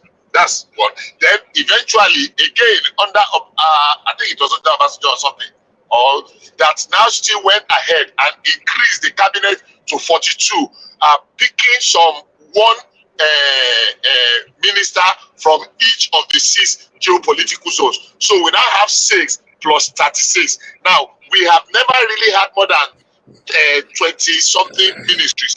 Remember when Buhari was coming, one of the objective was to match some ministries. That was the mindset he came with, that they need to collapse some ministry. But when they told him that, look, the one that is even on ground is not even enough to go around all the states. Because if you match these ministries, some states will not have ministerial position. So we are in between the hard place and the rock. Can we do away with some states not having representative at the Federal Executive Council? No. Can we multiply our ministries so that we have enough ministries that there will be there will be ministers, substantive ministers in all the states of the Federation, when we are actually talking of reducing the size of government in Nigeria? So it's a decision that is going to be tough for anybody to take. Hold on, Bishop. You cannot have a constitutional aberration, because then you'll be acting outside of the Constitution. So that Minister of State, as Festus Keyabo has pointed out, is not supported by the Constitution. So that's one. But then there is scope to increase. There's more than enough scope to increase ministers to 36 and more, and still have them have solid enough portfolios that are relevant. Because you can, because there's so many ministries. Minister of House and Work and Housing. Those are two solid enough ministerial parastatals by themselves. So you can't act arbitrarily manner against the Constitution, surely. I'm not saying anything different from what you are saying. I'm just asking critical, relevant questions. Can we increase our ministries to 36? No. Let me help you to answer that. No. Yes, is what I said. We need more than even 36. We do. We need 36. Let me one minute. Now we are talking of where everybody has been making a noise about number one. What do you call it? What's this slogan that is going on? Restructuring. If we restructure, there are a number of things that we don't even need a federal minister for at the presently as it is. But if we take a census of our ministries as it is today, one after the other, we don't have 36 ministry that is relevant to the growth of Nigeria. Because there are some, I remember people who have argued against the Minister of Agric before. Now we don't need a Minister of Agric at the federal level. I've had that argument that you don't need the Minister of Education. Hold on, but that's a nonsense. But of course we need a Minister of Agriculture. Whoever said that should be flogged. Okay. No. That's your view. Yeah. That we Minister of Agriculture. I'm not saying. Do you think we don't? Do you think we don't need a Minister for Agriculture? If we let's go back to where we were in the 60s. How many ministries do we really have?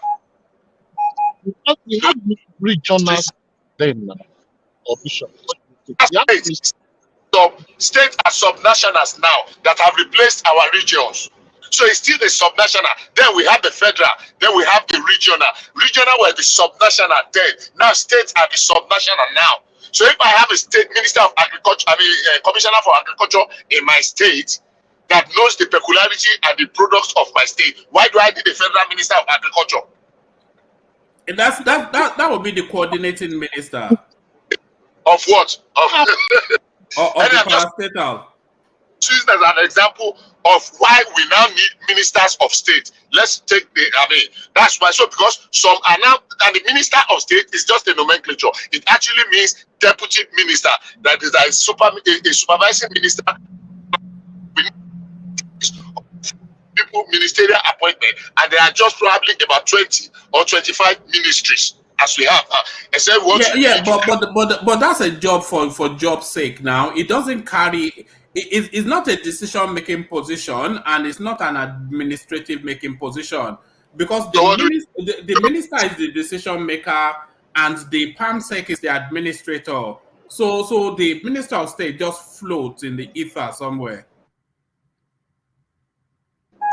All right, like I said, just to broaden the scope of our discussion, now let's leave Kayamo out and look at the issue very critically. Do we need to expand? Everybody is saying that we need to reduce the cost of governance, we need to reduce the governance. That's been in the public sphere for a long time. You remember Orosaye report? Orosaye report the collapse of almost about how many hundred parastatals and agencies. Now they are just duplicating what the others are doing. So we now have to decide, do we want to go ahead to multiply these ministries, or to do what we need to do to reduce them? If we are going to reduce them to reduce the cost of governance, definitely at some point we need to get to, do we really need 36 ministers, as it were? I mean, as we have it presently. We need more than 36 ministers. More than 36, no, my brother. The problem of Nigeria is more than what we are looking at. We need someone to be held on the throat like, hey, this was your responsibility. Why did you do it? For example, even in agriculture, you can separate agriculture from forestry, because the timbers, they are real cash crop that requires, the attention of a minister. So what state owns their forest? What concerns the federal minister in coming to administer forest for us? No. Hold on now. If we are going by that argument, then we don't need any federal minister at all, apart from defense. No, not that we don't need any federal ministers. I'm just asking. But the states have commissioners for everything that you have at the federal level. Is to harmonize those things within the states and make money from it. That is, I think, the job of these ministers. You see, however, if we think we should not have ministers of states because we want to reduce our cost of governance, sometimes we are not doing ourselves the best of service. That is just my view concerning the whole thing. I yield the floor. All right, brilliant. You yield the floor, and I'll also yield the floor to Thomas to take us through what is left of the session. So we only have a few panelists, so I suspect a shorter session for you. Thomas, over to you. But on my way to Thomas, over to you. Let me acknowledge Praise Daddy. Nobody's super chatting us anymore, but he continues in that space.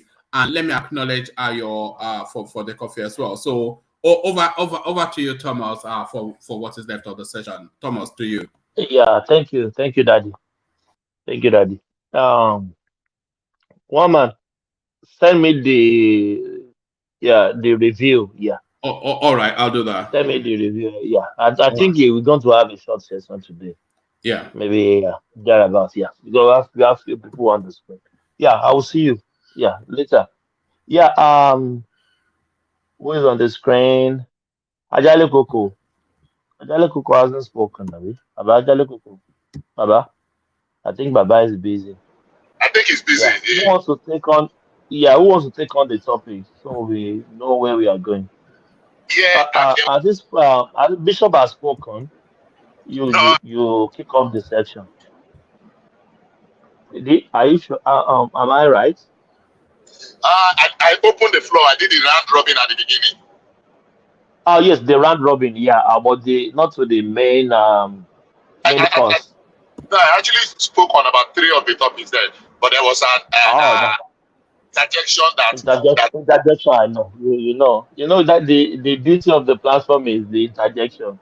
That is what really what people want to listen to. Yeah.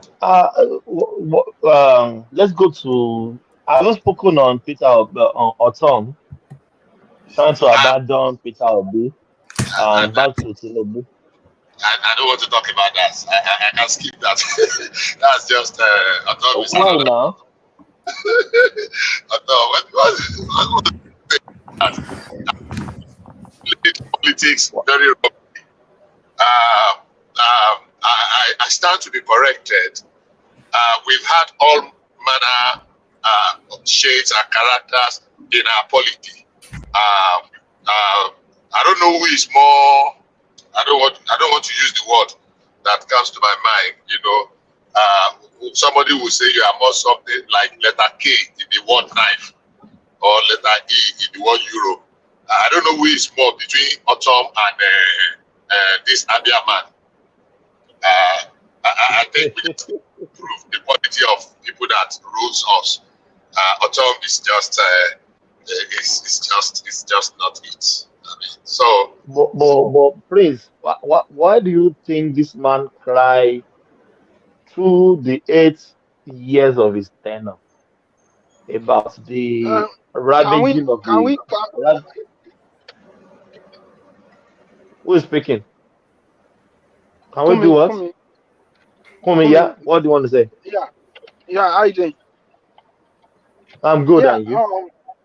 I just wanna say, can we all just agree that Anton is incompetent governor? But Because I'm building something up. You okay, okay, can't okay. tell me. Yes, yeah. You can't tell me. What he's crying about, even though I have my reservation for that, but you can't say the man doesn't have anything to cry about. You can't say it's just opposition He strategy doesn't have to attract. anything. He just incompetent governor. That's it. See, How? Can you how expatiate? let me give you many reasons. I have a friend, a female friend from Benue State. You know, Or your girlfriend, or your girlfriend. Tell us now, so your girlfriend. it's just a friend. You I'm understand? joking, no. I'm Okay. joking, no. Yeah. Yeah, Do go you on. know that there is no any single development complete 8 years? See, let us be honest But to they our said they are ravaging, they can't do anything, they can't farm, they can't do this, they how, can't do how, that. how. We just you can see the reaction of the citizen of the country. You see how they vote him out. See, we can't defend what is not. That man is. If someone mentioned that he am Abia State governor, I don't know which one is the worst among those two. I can't even say. You see, that man needs to go to jail. He's trying to avoid jail. That's the game now. That's the game. Ah, A lot of them JOK. are after complete 8 years. You're collecting allocation every month. You're getting allocation every month. With not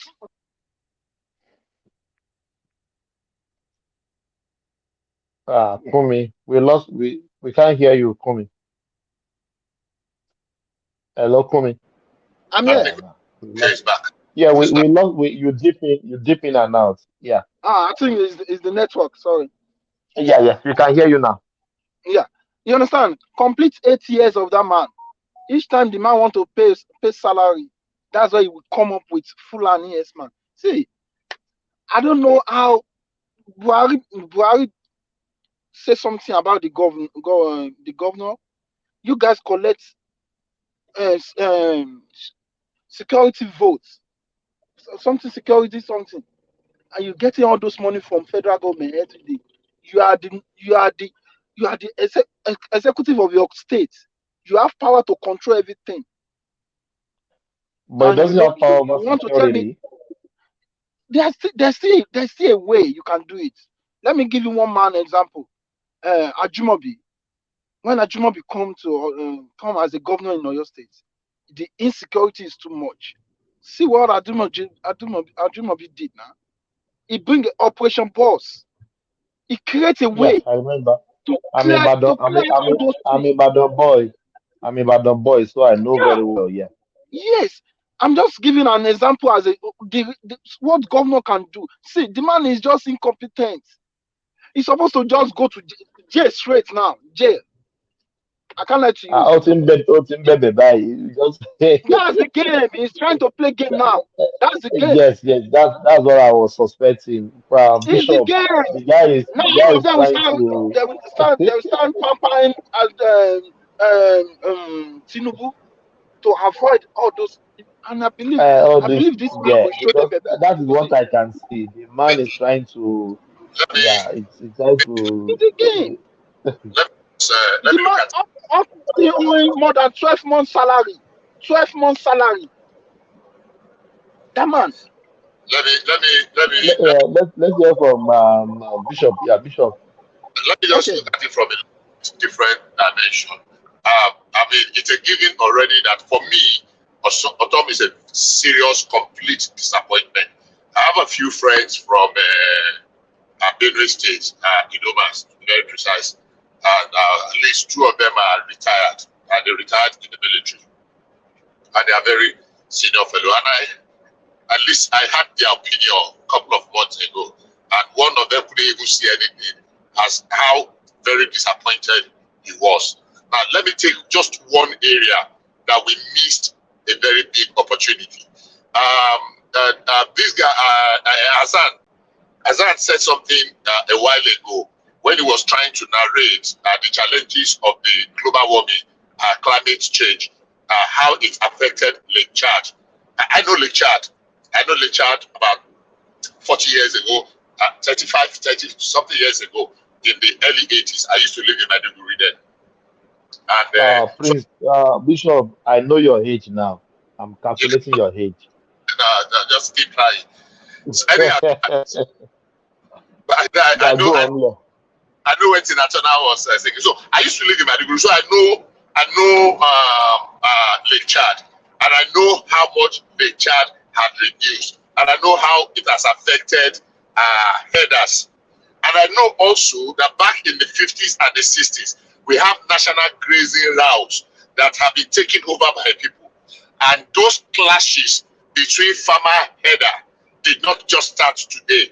Now, when this government, this outgoing government, came up with 2 different initiatives to try and reduce that tension, they said they came with the RUGA, that is rural grazing area, that let it state.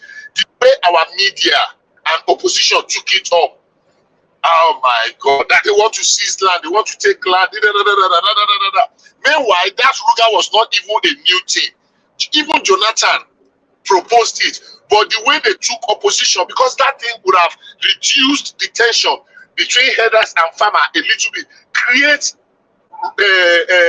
grazing areas, large grazing areas for headers that they will not go. But they said they want to take their land. That is what we are hearing. That was what the media was propagating. What was said, okay, when they finished that one, under the vice president, there was this national livestock whatever that they proposed again. Now look, we are not saying give us land, develop a ranching grant in your own place. You will not let it to cattle rearize, so that So each time you still own your land. You still own your land, but like leasing or renting. Yeah. if you like you said, you are an Ibadan boy like me. If you grew up in Ibadan, after Monoto, after Iwo Road, as you are going towards Lalubo in Lagelu, on the left, yeah, before you get to just after Monoto, by the left, before you start going to Leyland and Dizengov, there was a place we used to have there, very clean area that is a cattle ranch that Awolowo created before one of our governors converted the place and they turned it to one estate, whether they call it Akala Estate or something. They sold the place amongst themselves. That's one of the beautiful places. I still keep regretting. Why did they do that in Ibadan? Look at Ikoderi farms. So there are several grazing areas that people have converted for their personal reasons. Now, if we want to develop in livestock, we need to go back to that. But we brought politics into something that could have been a very good developmental initiative. We were so vehemently, especially the media houses. If you listen to them, the bitterness, the anger with which they were saying it. Oh, Buhari wanted to collect land for his flood. Oh, he wanted to collect. Let me tell you something about Abia State. I know about 10 cattle farmers in Abia State, and I'm saying this on the national, and I know them very well, close enough. There was no single one Fulani man or Hausa man among them. All of them are Igbos. All of them.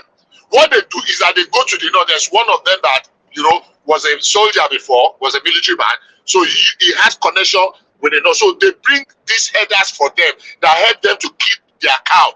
There is no single Fulani man that owns those cows in Abia State. I know that one very well because I know them. But the way they present this thing on television, on the news, they are coming, Buhari wants to take the land. And that was what Otom lashed on that made him to lose focus. So he saw an enemy in Buhari. So everything Buhari does, if Buhari drinks water, it's wala. If Buhari drops cup of water, the cup, it's wala. So he was doing that, and some people were cheering him on to the detriment of innocent Benue people. Are there clashes? Yes, but his utterances, his provocative utterances, rather than douse the tension and reduce the animosity, the crisis, was really fueling it. Because he was always talking about, oh, Fulani men are here to take our land. Fulani men, we know Fulani are elders. And one of the most contented people we have in Nigeria, and I will say this without any equivocation, are the Fulani men. They are just satisfied with their cow. When Hassan was talking of Kaswan Shanu, I know that Kaswan Shanu very well in those days. I used to go there to go and buy skin, cow skin, to ship to the south that time. Was trying to start that business. Unfortunately, that did not go very, too well, at least. Did not go for too long. So what Otom like all the governors that Abia State had produced, had not added any value in real governance to their states. There are several other states like that. It's just that Otom was what? 8 years of Otom was a disaster. A colossal disaster of immeasurable proportion. So whatever he's saying today, say that again. I'm just saying thank you. I'm enjoying that. Yeah. Okay. The truth of the matter is that serious people don't take Otom serious. Not in the politics, not even Benue indigenous. They don't take him serious. They just say that, look, let his SDA complete and let it just go. They just say just go because he keeps hiding under the shadow of fighting Buhari, and this same Buhari never for once responded to you. Not for once, just ignored you. Okay, you people succeeded in killing the Ruga. You succeeded in killing the national livestock, whatever developments that they wanted to do. That is something that maybe we wouldn't have gotten to the promised land yet, but there would have been a pathway. That okay, look at what Kaduna is doing with their own. Some states now adopted it, and they are doing it. If you know, I want to say Gogola State. What's the new state now? They divided Gogola into two. Adamawa and Taraba, one of the most beautiful places. And cattle ranch. If you go to Ogutu cattle ranch, that place can support thousands of heads of cattle. So, but we brought in all this animosity. When Buhari said, let us go and revisit, what can we do? Because people actually encroached. I've seen the national livestock grazing route before. It's not something of today. It was there in the 60s. Some people have encroached it. Okay, if people have encroached it, is there a way we can mitigate it? And people just took it up, and enemies started, and people that will always look for confusion, they will not provide a solution in any form. Now, that is not what criticism should be about. Criticism should be about, okay, we have heard you, but how can we move forward? Even though we don't agree with you, with either your person or your ideology, but what can we do to move ourselves forward? But some people will say, look, Kakake Jesse, let's just destroy everything. That's not develop. You can agree with people that I used to disagree with my father of blessed memory a lot. And he knows that what I want us to do is that let us get, okay, where is the middle ground in this? I mean, I won't say I will not disagree with you before because I like you. In fact, I have a tendency of disagreeing more with you if I like you. That's the truth. Because I want to get. You sound like somebody that will disagree with somebody. You sound like one. If I disagree, if you need to convince me, even when I know, I want you to tell me, show me. At the time I have proved to me that we need this thing. Tell me, convince me. Don't just assume that I know. No, don't just assume that. Don't you think? No. Tell me, convince me. I'm going to I'll be bringing out my money. So convince me more. Tell me why you think. Bishop, in a nutshell, now you are blaming Otom. No, Otom time was a wasted time in Abia State, just like Ibrazu's time was a wasted time in Abia State. Otom in Ibrazu. Yeah, they are just a wasted time. The only painful thing is that they said Ibrazu had PhD. And he can come on national television and be saying that they brought, is it Tantalizer? What did you say that they brought? Is that what your mates are doing? I know about very well. And that's why I get surprised when some people come on board and talk about some other states. I know Abba very well. Because for years I was living in Port Harcourt and I was working in Abba. So I was going to Abba every day. So I know Abia State very well. Yeah. I was going to Abba every day. Sometimes I go to Abba from Port Harcourt twice in a day. That's how much I know Abba. So I know Abia everywhere. And it's not like they have too many cities. And yet, the one that is their major, I mean, you can't even describe what Abba looks like. Just forget it. How many roads? All the entire road network in Abba city cannot be more than 50 kilometers. Yet they couldn't do. The only one they did not last 1 week before it collapsed. And if you know the billion they spent in doing it. So some states have not really been lucky with governance. And one of those states is Benue and Abia State. I say that. So you can't blame the federal. The board stop at the table of the governors. Okay, let me give you something I was trying to explain yesterday. I don't know how many people were here that this issue of 133 million in dimensional poverty, some people just take it and they did not understand the details. What was the motive behind it? It was the federal government that sponsored that research so that they can situate properly each challenges. For example, federal government has no business with primary health care.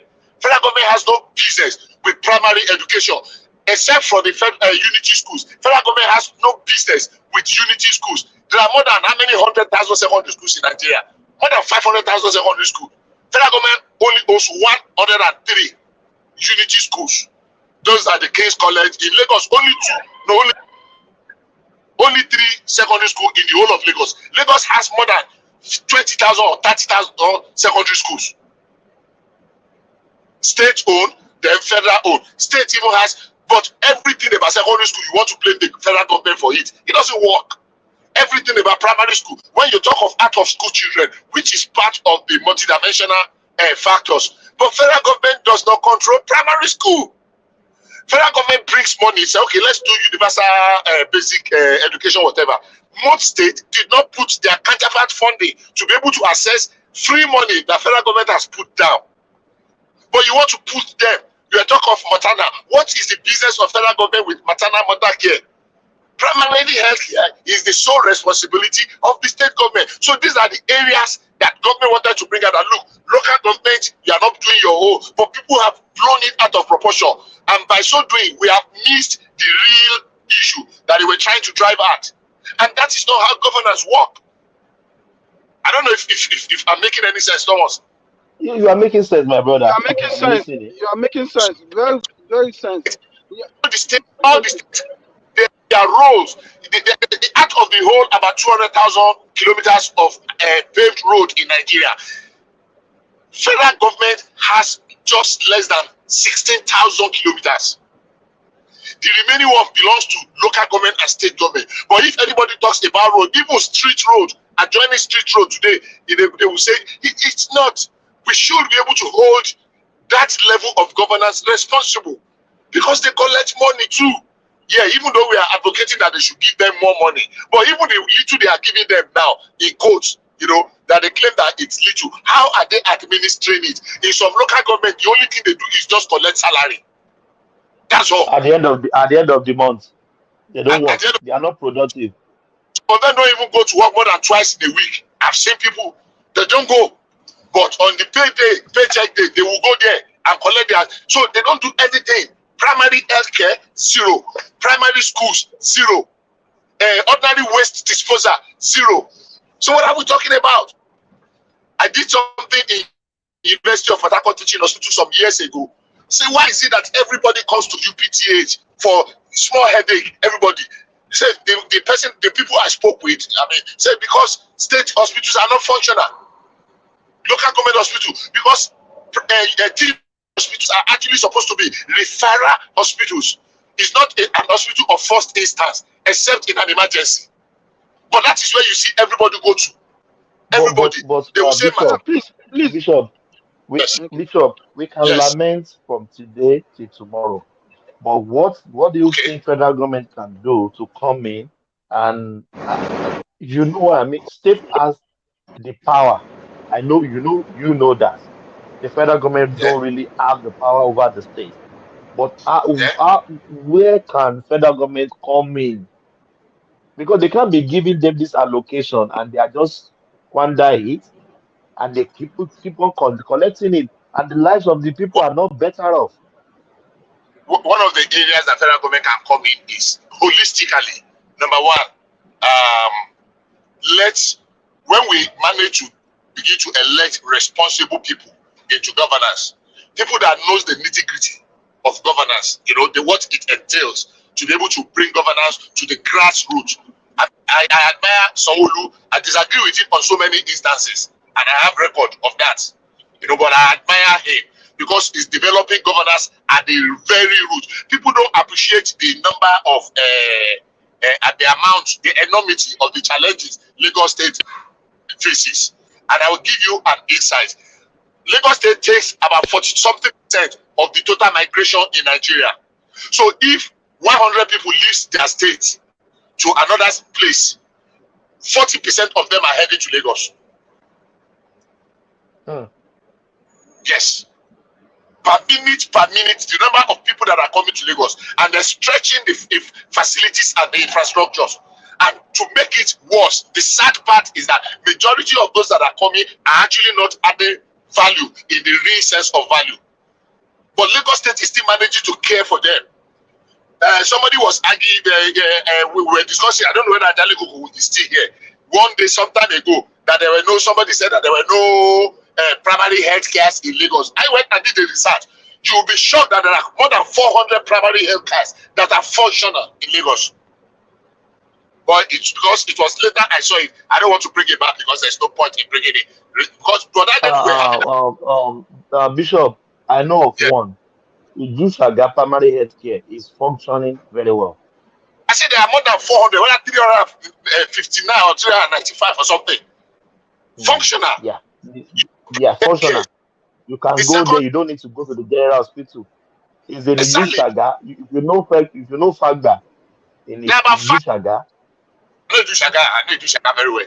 There are about 5 or 6 or thereabouts in the Ikorodu. Go to Suele, go to Yanopaja, go to they are functioning. Even they have ambulance parked at the front of the healthcare center. I know that. So they look at what they are doing to primary school. Some primary schools in Lagos are better than private schools. That's a fact. People are taking up. Civil servants are being sent abroad in Lagos State. They are sent on course abroad. So there's a semblance of governance. Are we where we want to be? But Bishop, hold on. We can't justify anything Lagos State is doing to the other states. Why do I say that? I can say Lagos State is a country on its own. I agree with you. You can agree with me with that. So the level of you know what I mean. I don't even know how to put it. So you can't compare that to Anambra or to Ibadan or to. That's where I have a problem. Why don't we copy the best among us? Why that we want to be looking at? Why somebody will say, look, I want to go to Lagos. Look at Sierra Leone, or how many days ago they came to Lagos to come and learn some things about them. the administration of their, everybody is complaining about what is this alpha beta. Do you know how many states have come to copy Lagos states now that are doing exactly the same thing, using the same company in Nigeria? Do you know how many states? I give that to you as an assignment to go and check out. They are doing exactly what Lagos State is doing in so many areas. That is how we can, peer reviewing. Oh, what are they doing that they are doing well at? Let me copy them and do it as well. Are there challenges? Oh, absolutely. But we cannot do away with all of man's challenges overnight. And that's why I always want to see the cup as half full rather than half empty. Because it can only get better. I have areas. Yes, it can only get better. Honestly speaking, we have made tremendous progress. It might not be showing. I said something to one man earlier today in the areas of ease of doing business, how Nigeria had grown in the past 8 years under Buhari. These are things that if we keep implementing them over the years, we'll begin to. They are not things that you see the reports overnight. Some people say if you want to plan for 3 months, plan corn. If you want to plan for maybe plant cassava. But if you want to plan for, I'm hearing myself. Somebody's there. I think it's coming. Yeah, you go. Okay. Yeah, Okay, I've muted him. Yeah, I've muted him. Yeah. But if you want to plan for the future, plan Iroko tree or coconut tree, palm tree. That is how we get. Because we do something You are breaking. You are breaking too now. Actually echoing seriously. Yeah, we are enjoying you before, but now you are breaking. Okay, let somebody else talk. Maybe. No, go on. I can hear you. It's still not. It's not that bad. Okay, so like I'm saying, things long is like I said to you, if I stop, these are things that you are breaking. You are breaking heavily. Actually, let me take it. Yes. Maybe I'll come back to you. Yeah, you are breaking. Let me quickly add a little bit about what you just finished saying about the primary health care center in Nigeria. My own observation is that all this governor is the main problem of that. Imagine they don't allow governor don't allow the local government to have the fully autonomy. They are frustrating Buhari with that local government fully autonomy to take care of their own, and with that not coming from the grassroots, it's gonna be a long way for us to develop that country. Because if you can remember, long time when I'm going up, we always go to the primary health care, we call it clinic something, by local government then. But all those things is not there anymore. I believe if a serious government can come on board and insist on all these things, we're gonna develop very fast, and that's all I want to add to it.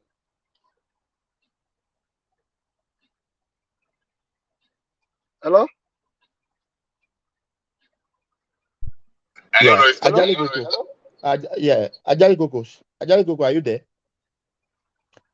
We don't cease to have Ajali Koko. Busy. No worry. Yeah, you're listening to us. That's all right. So, Bishop, have you spoken on the excesses of the Arise News people? I think you've spoken on that. You've spoken on that.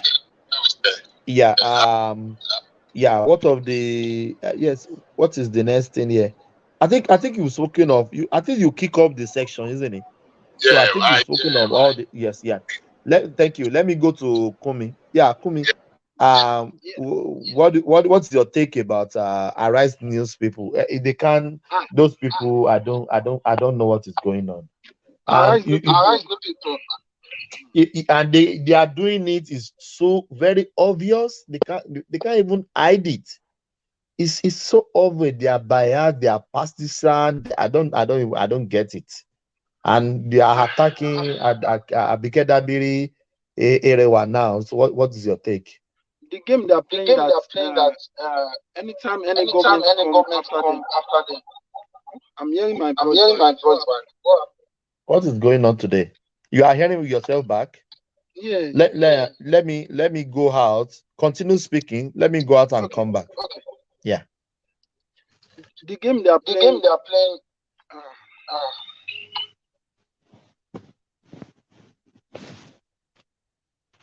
hello. Hello. Oh, I'm still hearing Go my on. voice. You are still echoing though. Yeah, I'm still hearing my voice. Yeah, but it's No, that it's I think it's good now. yeah. I think it's from Thomas End. Okay. Can continue. The game they are playing now is anybody that come after them. You want to stop media. I believe Asiwaju is a smart leader that is going to deal with all this fake. See, see all the youths too there. Everybody just doing anyhow. That's all the aspects I dislike in Buhari government. No control of media. Everybody come out, just break any news. Hey, come and see. And 10 people don't, and that thing create a lot of problem during the Fulani herdsmen issue.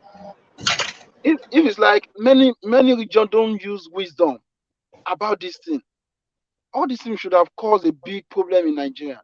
See how they want to create a big problem in Oyo State, other states. Imagine all this Fulani too. They don't have the. If you remember when first time Buhari government, if you see how in Southeast how they are chasing all the Fulani, they are beating the one on the street, the one in the town. They are beating them up, and Of it's course. because of all these fake news. I I mean, believe Tinubu should come on board. Maybe they should address this thing from the Senate. I don't know how they can do it because if any government come now, they will say, we know it's going to stop us because we don't support this government. Or because we We don't because do we this are opposition. Because we are because we are opposition. opposition. That's all the narrative they will present to the media. So that's what they will do. I don't know how Asiwaju can come and address this issue. To be honest, but that Rufai guy, the guy is doing too much. He's doing too much. You can even see everything in his face, his attitude, is everything about him. You will know this thing is beyond. I don't know. I don't know what Asiwaju do to them. I don't even understand. But why are you surprised? They are following they are following the owner of the channel now. But do you remember the man did a burial ceremony? Asiwaju was there sometime last year. They are following Obi Agbena now. That is their boss.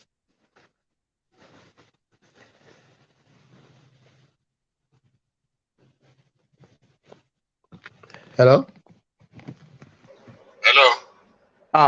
Yes, I think we lost Kumi. I said they are Okay. following Obi Agbena now. Well, but there should be, as a professional journalist, who I believe what's his name is Ruben. Ruben should be a professional journalist. Ruben should not allow himself to be reduced. But Bishop, Yes, yes. hold on. Sometimes when they are having all these ruffle fights, I mean Rufai and their guests. If Yes. you see Ruben face sometimes his containers, you will know that he always want to pull Rufai back a bit. You can, But if you are a philosophy, if you read people's face, you will know that Abati, sometimes it feel that they are going too much. You are right. But You are right. their life, there's little or no it can do. You know what I mean? Because But their life. as a senior editor and as the what do you call it now? The senior anchor on the program. After each session, they can do a review and they can tell him, no, you don't push there are some languages that Rufai uses that are outrightly disrespectful. Let me finish. You don't are you talking to your mates? These are guests that you have invited. Address them with some decorum. So even there was a day in about they almost fight on that studio. I don't remember what they are discussing about that day. What you should have done, what you should do at the end of it, when they are doing their review, postscript, as they used to call it, is to tell them, no, take it easy. There should be a way of passing messages to them. When they move the camera, but you can give their side, they will move the camera to somebody else or something else, and you quickly whisper something or pass a note to him. It's completely out of hand. It's completely unprofessional. It is unethical. It is discourteous. It is rude. It is. I find it as an aberration. The way he Bishop, can we say they are doing it intentionally? Well, I mean, what else can we say? That may be the only.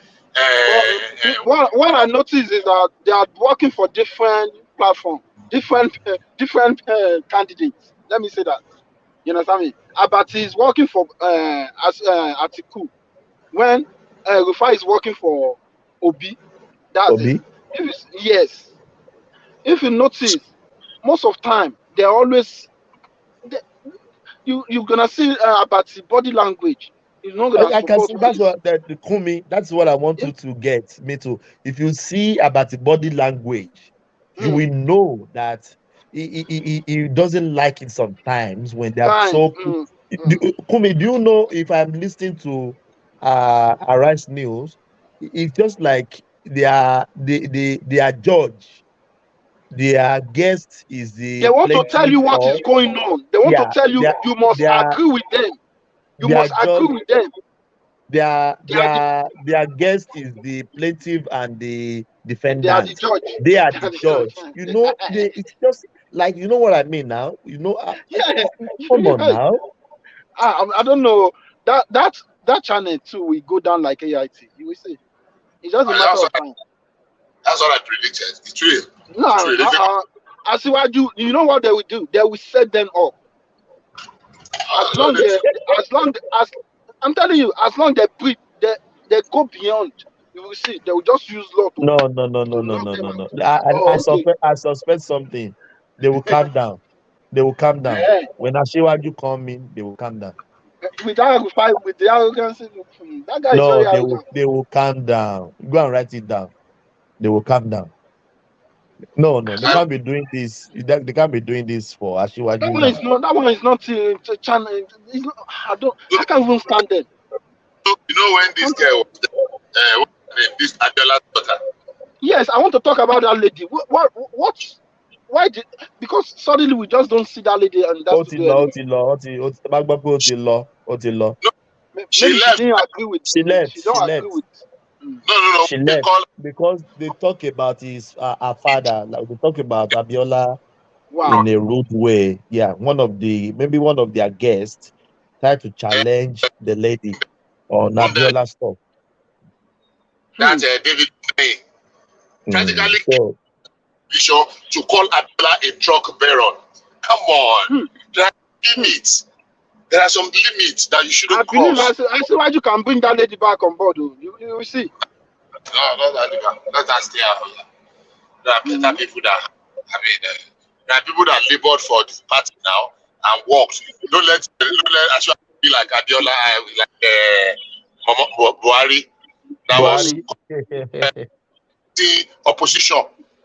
Because I don't see any reason Buhari retained Emefiele as CBN governor. I'm telling you, that man spoiled everything.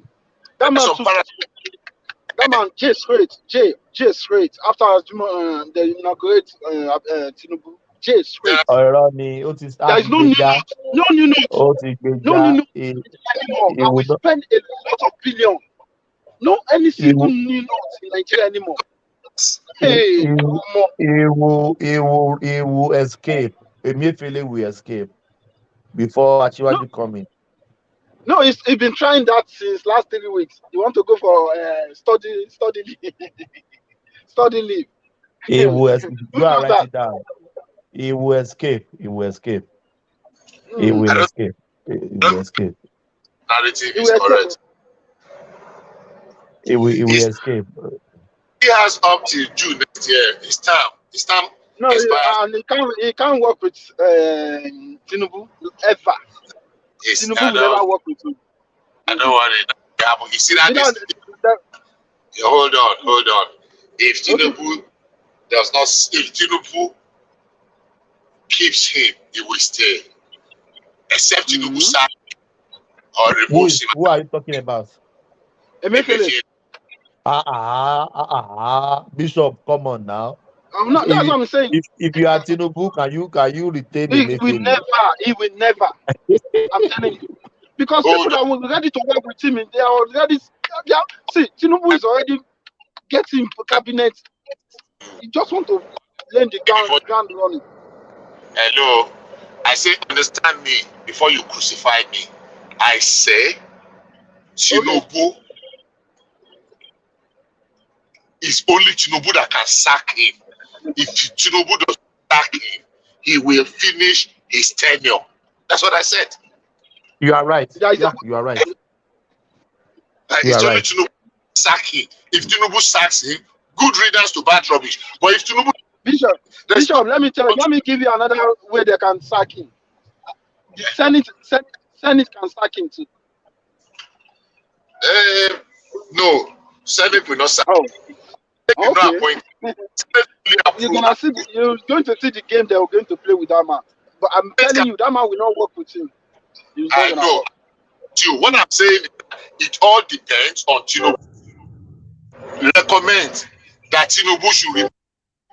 Does not want to, he will still not remove him. That look, come and account. You have 1 year. Come and account for so and so. When you finish accounting for it, you go. Tinubu will make another appointment. That's what I'm saying. I'm not advocating that Tinubu should retain him, but I'm saying it works at the pleasure of Tinubu, and that's a fact. I don't know if you understand me. Yeah, of course. Do I want him to be retained? No. But it depends on the president. If the president says, you know what, for this allegation, let us clear it out, clean the table before you go. How many years remain for the tenure? I think it still have a long way to go. 1 year. For the second tenure, 1 year. Yes. They will kick him out. Tinubu will sack him. They will sack him. That's just my own. That's my own bias. They should take him out. I hope so. But if they don't take him out, he still have the power to stay in that to finish his tenure. Yeah. Because it's tenure by tenure. It's the second term. Yeah. Tinubu, Buhari reappointed him for a second term against a lot of people's speculation and expectation. But that's the commander-in-chief. That's why Buhari is the commander-in-chief. Oh my God, that guy. Tinubu, Buhari calls the shots. But I would say there will be a reason why Buhari retained him. There will be a reason. We don't know. Yeah. There could be a cogent reason for keeping him. But he actually did a lot of damage. But who do you think can fit into that shoes for now? There are too many persons. Too many. I'm just asking. Mogalu, they can't bring Mogalu now. No. Mogalu for where? Mogalu, all he does is just speak English. You know, there are people, I don't know which direction Tinubu wants to go to. I mean, we have not had a Yoruba CBN governor in a long while. I don't think we have ever had one. There's been Yoruba deputy No, governor deputy governor. I'm saying CBN governor. We've not had a Yoruba CBN governor. Have we ever had one? I don't know of one. I don't know of one. I don't think But so. I know of the deputy. We have a couple of deputy Yoruba. Of course, deputy are just. I know we have deputy. I mean, we still have. That is true, Bishop. That is true. I don't think of one. No. 2011, when Sarah Akande was deputy governor and Jonathan denied Southwest, you know, Jonathan did not give us anything after helping him to become president in 2011. Yoruba leaders actually went to him. Okay, give our daughter, who has been the deputy governor in CBN, make her the CBN governor. He went and brought his Igbo brother, Emefiele. Emefiele, yeah. Yeah, that was when Jonathan brought, when he sacked Sanusi, Lamido Sanusi. So he went and brought Emefiele. Okay, give us secretary to the government of the federation. He did not. He refused. He went and brought Ayim Pius Ayim. He now went and brought Arogbofa from Ondo State and made him chief of staff. And some people were celebrating. I told people that listen to me, I said, are you guys sick? What is Arogbofa? A dignified messenger in government house. What are you celebrating? They said, give us CBN governor after helping you to become president. Because go and check the records from the hierarchy of government in Nigeria, from number 1 to number 10 or more, there was no single Yoruba man. But we did not cry. Go and check the records. But Yoruba don't cry now. We don't cry. Don't cry of marginalization there. And that's why I'm surprised when some people that have held sway for years are now complaining. This. I said, what are you talking about? Even ordinary speaker, they did not give Yoruba that time. What are you people talking? I wish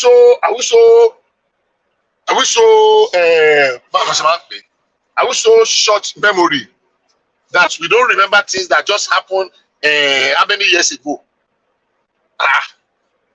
Is it like that?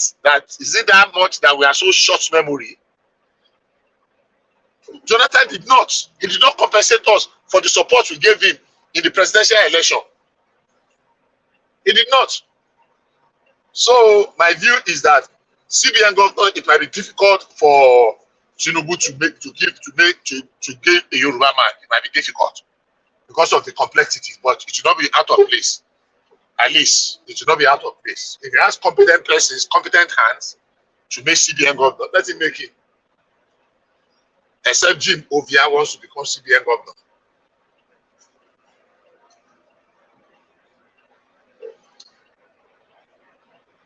Did you hear me? Or Tony Elumelu? What of Elumelu?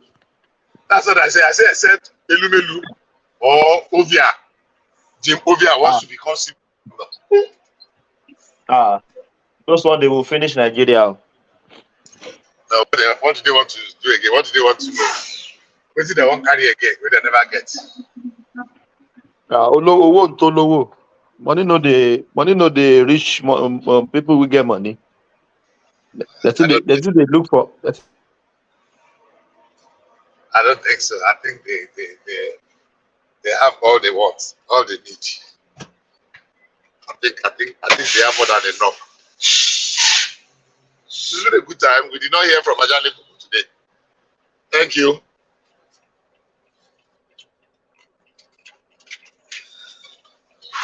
Everybody is preparing for inauguration. Inauguration now, so we understand. We'll see after inauguration. We'll follow up. We'll continue following up with the court case. The court case that has no case. I think the court case will be our next topic when the inauguration finishes. Where did I that will really be the next talking point. Yeah. I don't have any expectation of that because I know there's nothing going to change. I don't think anything. Anybody that's still thinking in their heads that something will change, yeah, I'm sorry. I don't Yeah, think anything. I'm, yeah, anything is going, it's not going to change. It's going, if you go, there's first time in anything, but I don't think it's this time because this election is the most successful election that I've witnessed in that country. Better than previous election. I don't understand why people are. I don't think. Anyhow, people are entitled to their opinion. The Yeah, election they was are. every election we have held before now. No, no, no, no, no. This election, I said no, no. Even though there are some skirmish, there are some irregularities, we can't rule that out. But no, it's still one of the best. It's still one of the best. By before now, we will be counting like almost like 50 million voters. But yeah, this one. It's perfect, but it's far better. And that's why I'm really surprised when people are saying, it was, I mean, how better can it get? Yeah, there are little areas we can improve. But the way they make it sound, like, oh God. Yeah, Bishop, you know what you don't understand about some people is this is their really first time participating in Nigerian election. They are just Well, doing their business, doing their stuff. They don't participate. So what really go on in Nigerian space politically, they are very novice and ignorant of it. You know what I mean? So they will count this election. Yeah, they will be counting this election as the worst one, which is far far far way far more better, way far more better. that's a Governor, fact. governor, 20 governor lose their seats. Have you ever heard that before? Before Under governor losing senate, they are losing. the election was better than previous elections. I don't know why. And when you hear these people on Ah, TV, they make it sound like it's the worst thing. I say, are you people, are we on the same planet? Are we in the same planet? Are we in the same world? Because I really don't understand. that's what I yeah, Bishop. That's what I said. These people, some people, this is their first time participating in our election. So if they know what is going on in our election before now, they will no, no, no. Nobody will be talking about this Some people, election is a sham. Akwa Ibom will come with like It's 2 a million. fraud. Akwa Ibom will Uh, come with like 2 million what votes. of Kano, go. Kano will declare like 5 million votes. I don't So, understand. so, so, so I hope people. Some people will still not agree that it's fair and fair. No, no, no, of course not. Because I know there is no fair and fair election anywhere in the whole world. I can tell you that categorically. But if you're looking for free and fair election in this world, you will move. This America, you guys are even talking. There are some even black place. They will not even let them vote. Of They course. know how to stifle them to not their not, so that they will not even participate in the election. So we know all that. We are Some not state, novice of that. Yeah. So but some state, this election, I can, yeah. there are some states immediately after the last election in the US, because of what happened, they started introducing some laws that restrict black people from voting. Several states, they changed their laws. They started delineating, changing counties where they would change the voting block to make blacks minority. They deliberate, and it was a deliberate thing. And people are saying it, and they will still be condemning. And these are the same people that we want to come and judge whether our election is right or wrong. the election of in America of 2020 was an embarrassment to democracy itself. And serious Americans know that it was terrible. They know it. But Nigerians will condemn and every small thing they are calling on America to come and judge us. America, see, America is man, it's okay. Yeah, so, we'll get there. We'll get there. Someday, somehow. Exactly. I think we need to shut down now. Yeah, I think the session has taken a life of its own. So I don't think Ajale Kiko is even available. I think it's very busy. Baba is very busy. Thank you, Bishop, Patuski, Bishop, everybody. Do have a nice day. Yeah, tomorrow is another day. Yeah. Thank you so much, brother. Thank you. Love you. Yeah, thank you so much. Yeah.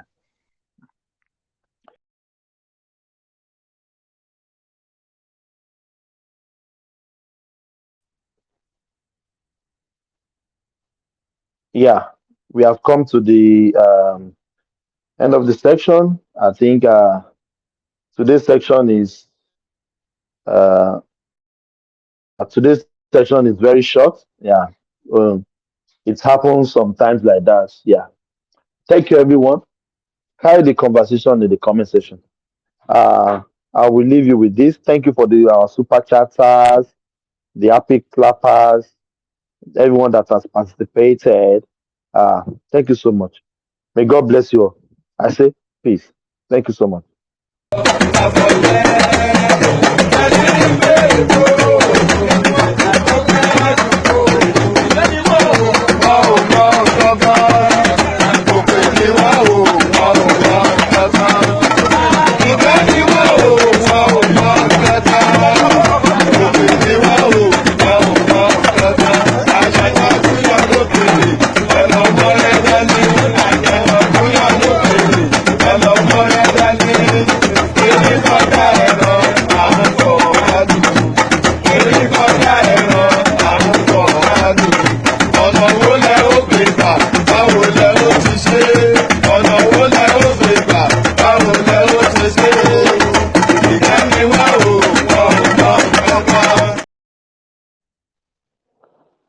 I'm going to be president of this country, whether you like it or not, and I will preside over the affairs of this country, including presiding over you.